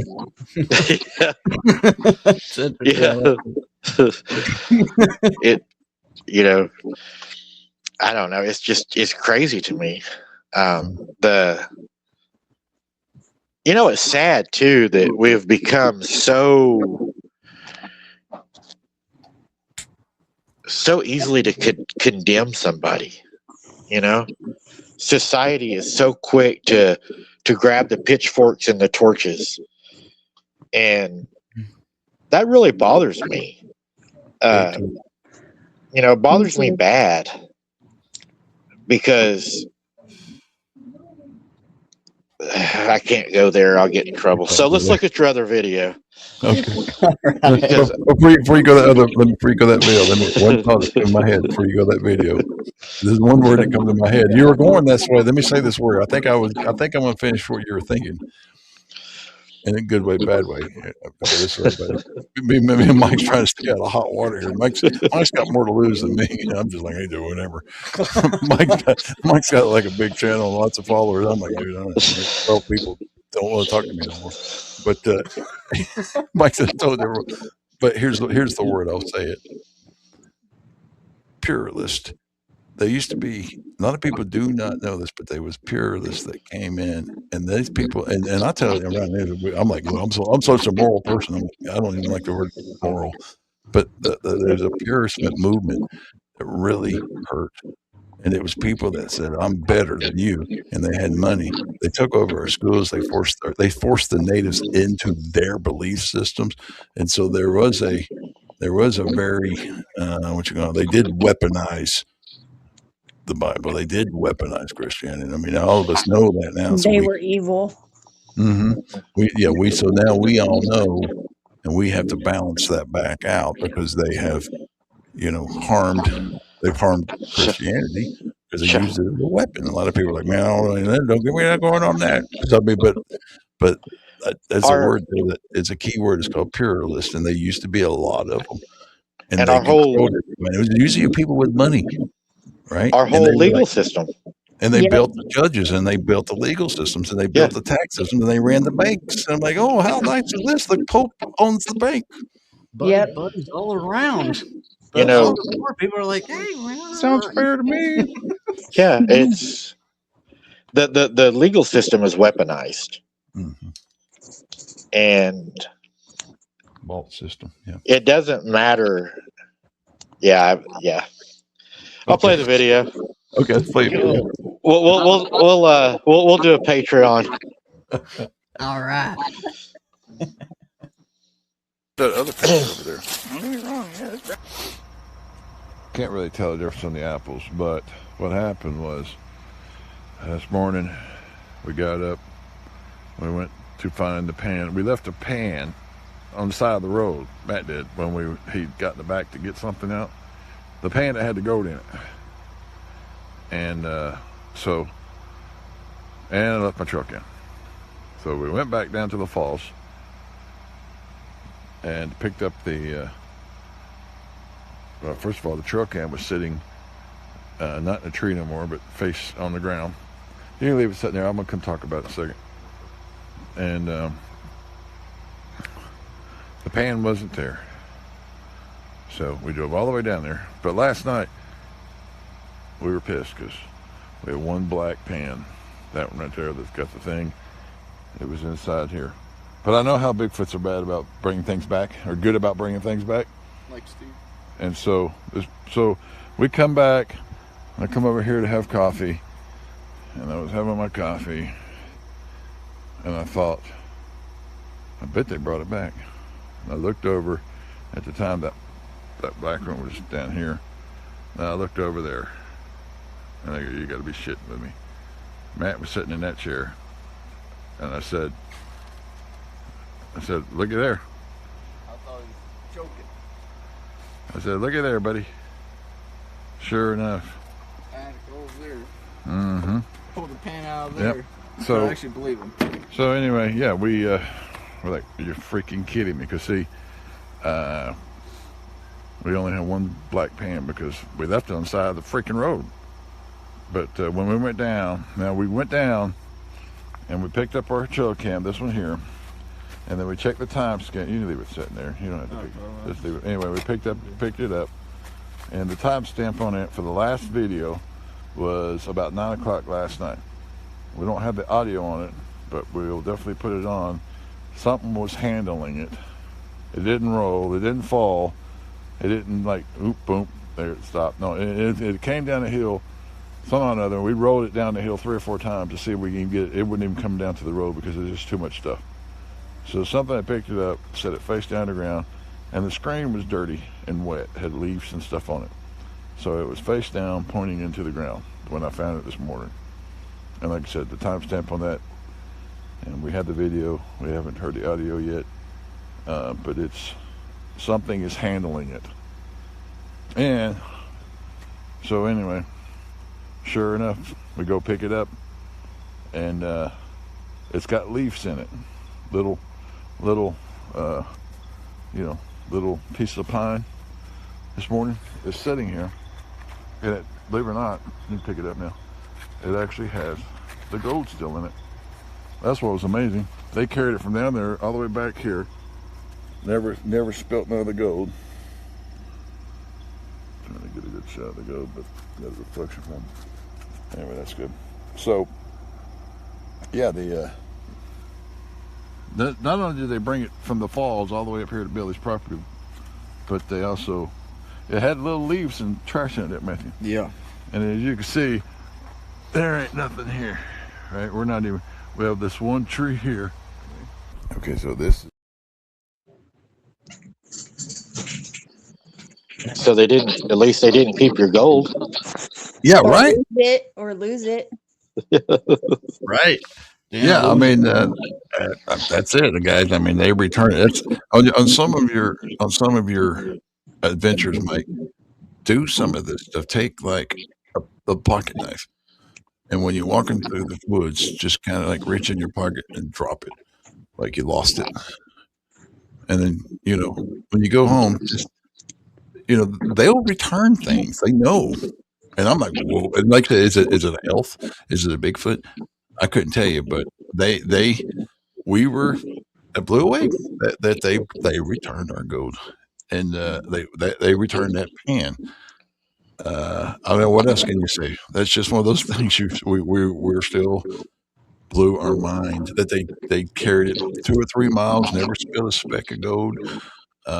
We're not really investigators. We're painting for gold. We go to these places because we're going out in the woods to fish, hunt, prospect for gold, and then we have experiences. So we gotta, we have to share this stuff because, what was it? An elf? What brought back our gold? And that's kind of why we do that's why we do our stuff, is because if people pay attention, there's some supernatural things going on, and I can't tell you. We don't know who it is, but it's pretty daggum cool. And that's down there at South Tennessee, where we haven't been gifting. No, it wasn't even gifting. We haven't even worked with them, I don't think. Not like, besides us going down to the creek and gold pan, they watching us play in the creek and stuff, but for them to return something of ours, like they know us. The next morning. Well, we left that morning, went down there. It wasn't there. I went and picked the camera up, and you might have that recording camera, but anyway, the camera, somehow or other, it mysteriously moved. It had 250 perfect videos. Video number video like 250 was just a gray thing going on. There's no hair. There's no hand. I couldn't even make that video. I don't even know how they made that video. So they did something with that camera, and then we went back. We were at the campsite, and that's when I walked over, and I knew. I said to Matt, I bet they brought it back. How in the world did that hit my mind? And sure enough, I looked. I turned around and I said, I bet they brought it back. And my eyes locked to that pan within seconds, and there it was. And he looked at me. He looked at the other pan. He goes, he thought he was like me. what? He looked over there's the other pen, and he was. I was mad. I was like, I lost the pen, Dad. Dang gun it. I'm supposed to be in trouble right now. Freaking dang gun it, Dad. I'm supposed to be beating my head still. You're not supposed to just like say Bigfoot gave it back. What the heck? Kind of like what Nancy said. You know what? The leprechaun, or you probably wouldn't have got it back. It could have been Probably. right. So how much money in gold was that? Probably. Well, nowadays probably 150. No, Yeah, right now, it's getting up there. I think gold's over five grand an ounce. Just a $5 quarter. grand an ounce. A dollar quarter. Or Yeah, one $1. ounce corn is $5,000. If you got $1, that's $5 grand. $1 coin. That's it. Yeah, I can go get you something. I'll say something. But anyway, Don't tell them. Shh. We smoked it. No, we didn't I smoke need it. it. But we have I smoked need it to. here. We have. I need to start panning for gold. Forget this Bigfoot hunting. Well, that's what we do, but that's the problem is you get up that recording we got was when we were paying for gold. Everything we get we weren't even the experiences we've got was not. We were paying for gold.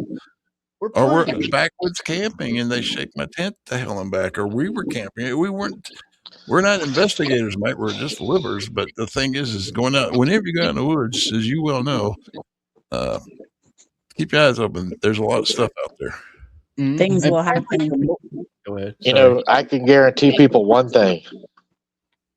When you're in the woods, you are being watched. Yeah. Yep. And 100%. I think they can watch your aura too, so they can feel whether you're good or bad. They feel that stuff, and then they know whether they're monkey with you or not. Oh yeah. They know I your believe that. intentions always. It's at the end of my pen. Hey, I tell you what, I want to show you something. I don't know if I can do this real quick on this camera, but I was just looking through some of my old paperwork, and I want to show you what we would print and what we would put out, give you an idea of our thoughts. So we were kind of learning, and let me see if I'll put this up to the camera, and I'm going to just go through some of these. So check out some of these pictures, give you an idea. All right, let's see. Let me get them going. Okay. Yeah, Okay, so we got Broken Arrow. Now that was out. I'm not going to talk. There's too many pictures. There is. And some of them were hand drawn. Some of them like that. Yeah, I know, but you can see. I'm just going through ideas. What we would do is we print stuff on the printer, and stuff like these are like Palladians or something, right? I don't even know who they are, but I wanted to know. What do they think about these things, And these are the kind of pictures that we print up, and something you might try, Mike, because it's fascinating what they will do to your paperwork. See, these are like mushrooms. I wonder if they would, here's something like, I don't know, looks like a hunter or Indian. I'm not quite sure. And then, here's like pictures, some of them are just grayscale pictures. We're curious about, what they thought about the pyramids. Some of these have not been put out. You can see that we took pictures and thought, well, let's put these out. We haven't put these out, as you can tell, because they haven't been put. They're clean. They haven't been put out. They haven't been used. But I just thought it'd be interesting for you to see some of the ideals that we had come up with. This was like a bunch of crystals, so with moon phases. Then we do hand drawings too. And more hand drawings, here's pictures of men and monkeys, and see here's a picture of like a giant with little people. But I mean, I wonder what they would do if you left a Bible out there. Well, there you go. Right? See, you put that out there. I haven't put that out there to see. Oh man, that'd be interesting. Yeah. I mean, that's what these are pictures that I just looked at my photo just to give. I know Amanda, she goes out and investigates too. It's something that you might get information from. Yeah. From those whatever's out there. But I think that's neat. Something that we used to do. We haven't put these out because I don't know. We just haven't been out there to put them out. But there's pictures to be researched. Yeah, about half of them we did put out, but the other ones are more crisp and clean. No, we haven't put those ones out. I think they broke But this trident. yeah, And Oh the, wow. we thought it was a squirrel, but of course, we assume. now, the place we go to is full of tridents. The only place I know, except for a guy in Colorado that does Bigfooting, he's always got tridents. But this area that we go to specifically has tridents, trees. Wow. I've never. It's the weirdest thing, and it's only in that specific place. A lot of burial mounds up there, and of course, I think later on you want to talk about this one. But anyway, you might remember what that one is, the smelly one. Yeah. He's laughing already. Yeah, we got that. He's in the bag. But I think. Let me see if I have that video. See if it uploaded. While you're looking for that, this one is actually quite interesting. If they possibly tore off the trident, then possibly it wasn't the Bigfoots that did all those tree art out there. Possibly something else. And to me, at my point right now, and someone in the chat might know, because I've noticed there's some people in the chat that's got some really good information. You should have there's a bunch of people in there you need to get on your show. I'm like, these guys are. I'm learning a lot from reading the chat, but those tridents, I think that represents Atlantis. Whenever you see it, you're talking about the Atlanteans, their technology. Oh. That's what I see it now. I don't know what it really means. That's just from what I've been able to gather. If I see a trident, it's like represents the people of Atlantis or the Atlanteans, So that's cool. Let me see if this one's it. I don't know if it is. If it ain't, it was the one that was corrupted. I hope it's not the corrupted one. I hope this is it. And that we found laying face down on the ground. The trail cam caught 250 videos. This is the video. That is the video that I could not 250. duplicate. Out of 350 videos, this was 300. There was 350 videos The other exactly, 249 and videos 349 was turned out perfect. great. And this was 350. This is the one where they moved We the also camera. verified Can you it tell was me how to impossible even for the make camera that to roll video? the distance that it did. I've slowed it down. Yo. Yeah, that's that video when we were camping there. So they moved it. They moved it from the tree down to the road. And it was facing flat on the ground. Well, the stick. All right. You can see, obviously, it's been used. Okay. Yeah, that was No, but the yeah, digging tool. that was that camera shot. That was that video. You go and you pull the SD card, and it's got. I remember, I think it was 250 or something, 250 videos, and that was video 250. Now all videos, all the way up to 300 and 249. 249, perfect color, beautiful. That one, when we went back the next morning to get the camera was facing down on the road. They had taken it from the woods, put it on the road, and that's the video was on it. Wow. And when you slow it down, I would figure I would see hairs from a hand handling it or something, but it's been messed with electronically. You can take a look at it, slow it down, and you go, I can't. I thought for sure, well, I'll be able to see fingerprints. Right. No. Yeah. So something handled it, but somehow they did it in a way that it produced that just gray and white. Like IRF light was on, so it was like some type of dark video. And then there was light back there, so it possibly was during the day when we was leaving. I don't know. I'm just assuming. Well, based on the timestamp, it was about 10 o'clock at night when it happened. Exactly. The night that we had already moved to the other campsite, when we realized we forgot it.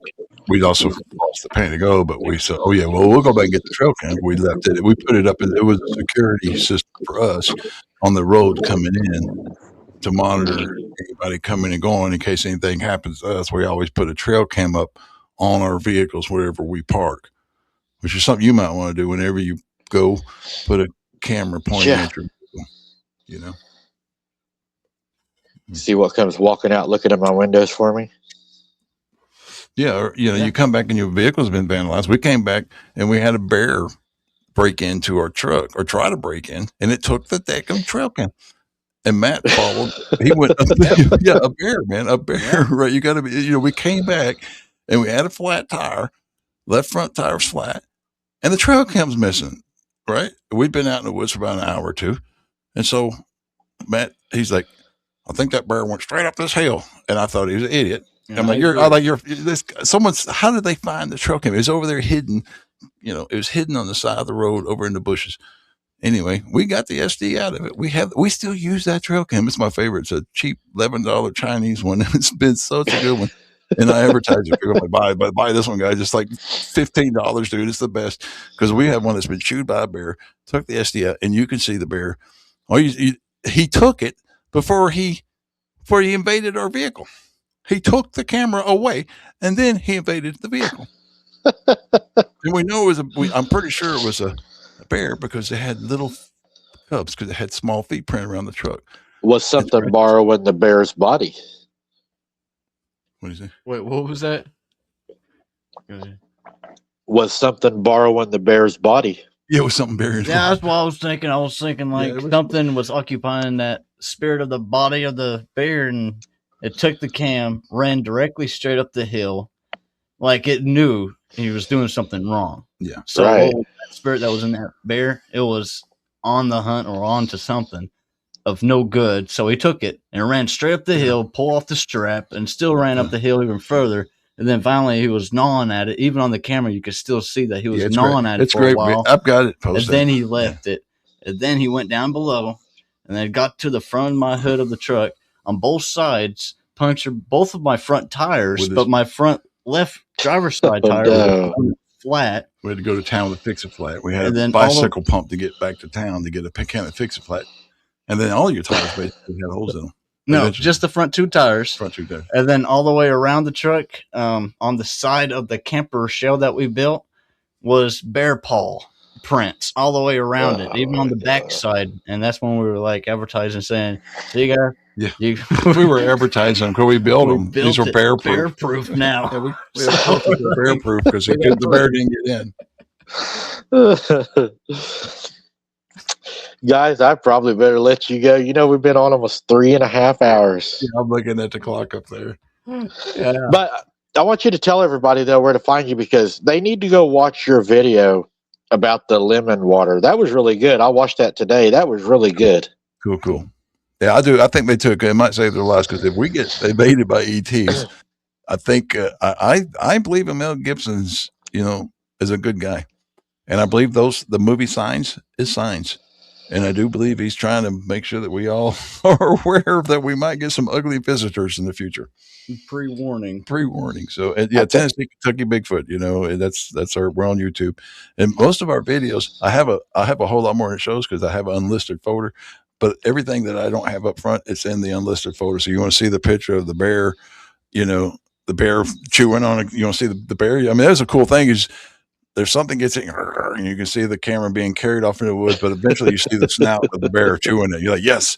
So he's chewing on the thing. And so anyway, that's on my unlisted. But look at my unlisted folders for half of the stuff because we think that we poke it. So we just poke that stuff away. Yeah. And my channel, it's just a toy channel that we just do around the property and such. So mine's logically insane. I was in the beginning of the chat saying hi, but besides that, Tennessee, Kentucky. Yeah, he's logically insane. 17. Oh, yeah, okay. The thing is he's had like, a couple basic viral videos and they go 300,000, 400,000, 500,000. Oh, wow. So he's got more views than me and you and everybody. And so I feel like punching him because it's not fair, right? If a guy puts out a short and gets 500,000 views and I've got 40,000 views, it took me 15 years to get 40,000 views and you put out one short. So everybody should go and subscribe and punch him. I think you need to cut his tobacco back a little bit, maybe. Yeah. I got 142 or something like videos with, I don't know, 400,000 views. Well, he's got, like I said, he made copper insert shoes, right? Mm-hmm. And that went viral. And then he made another video about diesel nozzles. No. You made one about the old man, a poor man's opium, which is wild lettuce. And that was insane. Yeah, it was like 100 to 100, 200, Well, like I said, me and Mike, 100,000. Mike's like me. I earn every daggone view, and he Wow. gets like 300. He got like almost 500 subscribers in one day. Yes, You imagine 500 that? subscribers. One Man. post. His channel was 500. built in like 2 days, dude. With 2 videos. They're cheating, Mike. They're cheating us, man. We're Yeah, working too hard, dude. they're cheating us. Yeah, I want to give up now. I want to make I want to make Amanda run this channel now. Yeah, there you go. Let her do it all. Thanks everybody for coming. You've had, like I said, I was sitting there reading the Thank comments. you. It was wonderful. They had so much people had really good insight. You got some smart people hanging out with you. You got investigators in your little chat you got there. A lot of them. Yeah, we got a lot of good people. We got a lot of good subscribers. I got a great core of supporters here. I appreciate them a whole lot. They really stuck with me. They sure have. They're really good people. It's been a tough road though. Abnormal has been up and down, up and down, up and down. And as you can see, the new symbol I'm using now is the phoenix to rise above the ashes, right? I was looking at that today and I was thinking about that. The fire horse. Yeah, a new beginning, man. Can I ask anybody in the chat that was born in 1966 to put a 1 in the chat? Because that's the fire horse year. I'm a fire horse. And this year, we've been waiting 60 years for this year. I'll be 60 years old this year. And I'm just wondering how many people were born in 1966 because that's your fire horses. By the way, Trump's a fire horse. So it's going to be a hot year, guys. You got one. Reverend Wolf. All right. That's the one. Yeah, Reverend, he's been putting a lot of slamming comments, man. So there you go. He's a fire horse. There you go. Of course. You know, next Tuesday is going to be the blood moon, the only blood moon of this year. Oh, wow. Yeah. I'm going out boots on the ground that night. Lisa is 1966 also. Hey, another fire horse. Lisa, we are on the same team. We're going to burn it up this year. I was born 666, but I'm not going to give you the other number because everybody will say, you're the devil. Yeah. I'm very close to 66666, but I'm not. I was born in 76. Right? 76. Yeah. It's a good year.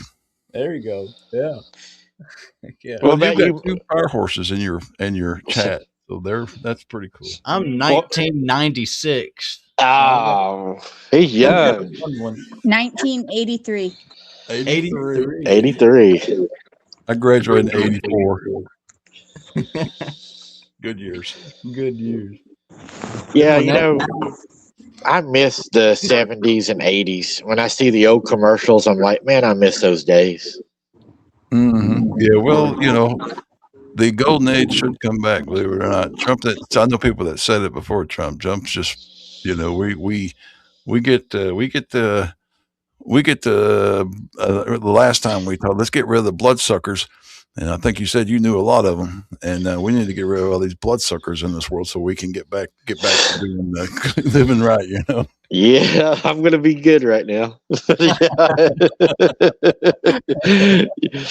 So tempting. But hey, yeah, I want to have you all back sometime. Let's do a Patreon where we can talk about the file drop and what you all really think about that, and maybe we can take some clips from Signs and we can talk about that and how it relates, and Mel Gibson, Mel Gibson, what he's trying to do, and I think we can have a really big show. Yeah, that would be awesome because, like I said, all three of us a few days. It was put on me. You ever get a pressure of something that I need to do something? Oh yeah, that was put on me because I'm like, people need to understand the importance of having lemon water. I know it's so stupid, but I feel it, man. I feel it's something. We have lemon juice, so we're ready. Yeah, something's I'm coming. ready too. Something's coming. Do you know anybody that doesn't drink lemon juice? No. You know anybody that don't drink lemon juice? Run. Right. You know, when you say that though, I think of the movie. What was it? The Lost Boys. You know, where they snuck the garlic in on the guy that night. So maybe it's not the garlic when you just sneak in. Maybe it's the lemon. Yeah. Mm-hmm. Mm-hmm. They don't want to give you the secrets that actually kills out the elites. Don't bring Yeah. up those birds. You go to the restaurant, you see a guy say, "Oh no lemon in my water, please." Mm-hmm. There you go. You know he's an alien. You know Or he's the- actually 100%. Or the lady, oh yeah, I got to ask you a question. I about forgot. Or the lady on the airplane that's screaming, "It's not human." So Sharon Guy, what? Yeah, there it is. She has some of it, and she said hers is really old. Does it Okay, still yeah. work? Yeah, mine's about 15 years old. It's just starting to get good. Okay, It's, that's what I thought. Yeah. Now, for some reason, I was on X Day and I asked X about Grok or X Grok, and Grok is doing really good about not censoring. And I was like, "What's?" I said, "What's the word on black salve?" And it told me what it knew, and it was right. It's made out of, I think it's blood salve. I was trying to remember what it was. But anyway, it's of course it's banned, all that kind of stuff. It's for skin cancer, that kind of stuff. I've had to use it 2 or 3 times on skin, basically skin cancer, something that starts growing on your skin. You're like, what is this? And but I could get more information about it on Grok. I'd lost the recipe, but Grok on X was actually volunteered it right out, and so and for her, she's got it doesn't matter. It's still got the same herbs in it. It's that Bloodworth or something. I can't remember. Like I said, but I know that you could still get the recipe if you go to X and ask Grok. Just ask it, what's up with black salve? Because I mean, on Google or Chat GPT, it's like you've called the devil. They don't want to tell you anything about it, and it's illegal and banned in pretty much every country and everything. And I'm just excited. 3 years ago, we couldn't talk about ivermectin. We couldn't talk about, black salve. So now, things are turning. It's turning. It is turning. We're talking, aren't we? That's it. 2 years ago, if we tried to have this conversation, you'd had so many trolls and so much interference. They can't keep up with the landfill of information. So it's like what Charlie Kirk said: when people stop talking, that's when people start getting hurt. Mm-hmm. Yeah. Right. We lost a good guy there.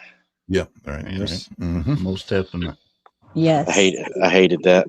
That just really bothered me. Still bothers me. Yeah, Sharon, she says she needs a recipe. I don't know if you can get on X. Ask Rock. He did really good in giving me enough information. I remembered it. But our Tennessee Kentucky Big Fig at gmail.com. If you can't find it, I'll see if I can dig it up. But if you need any, I have plenty. Just email me. If you need it, if you have skin cancer or something, this is for entertainment. I'm not a medical person. And this is just black gook. This is just what entertainment purposes only. Just out of CERN.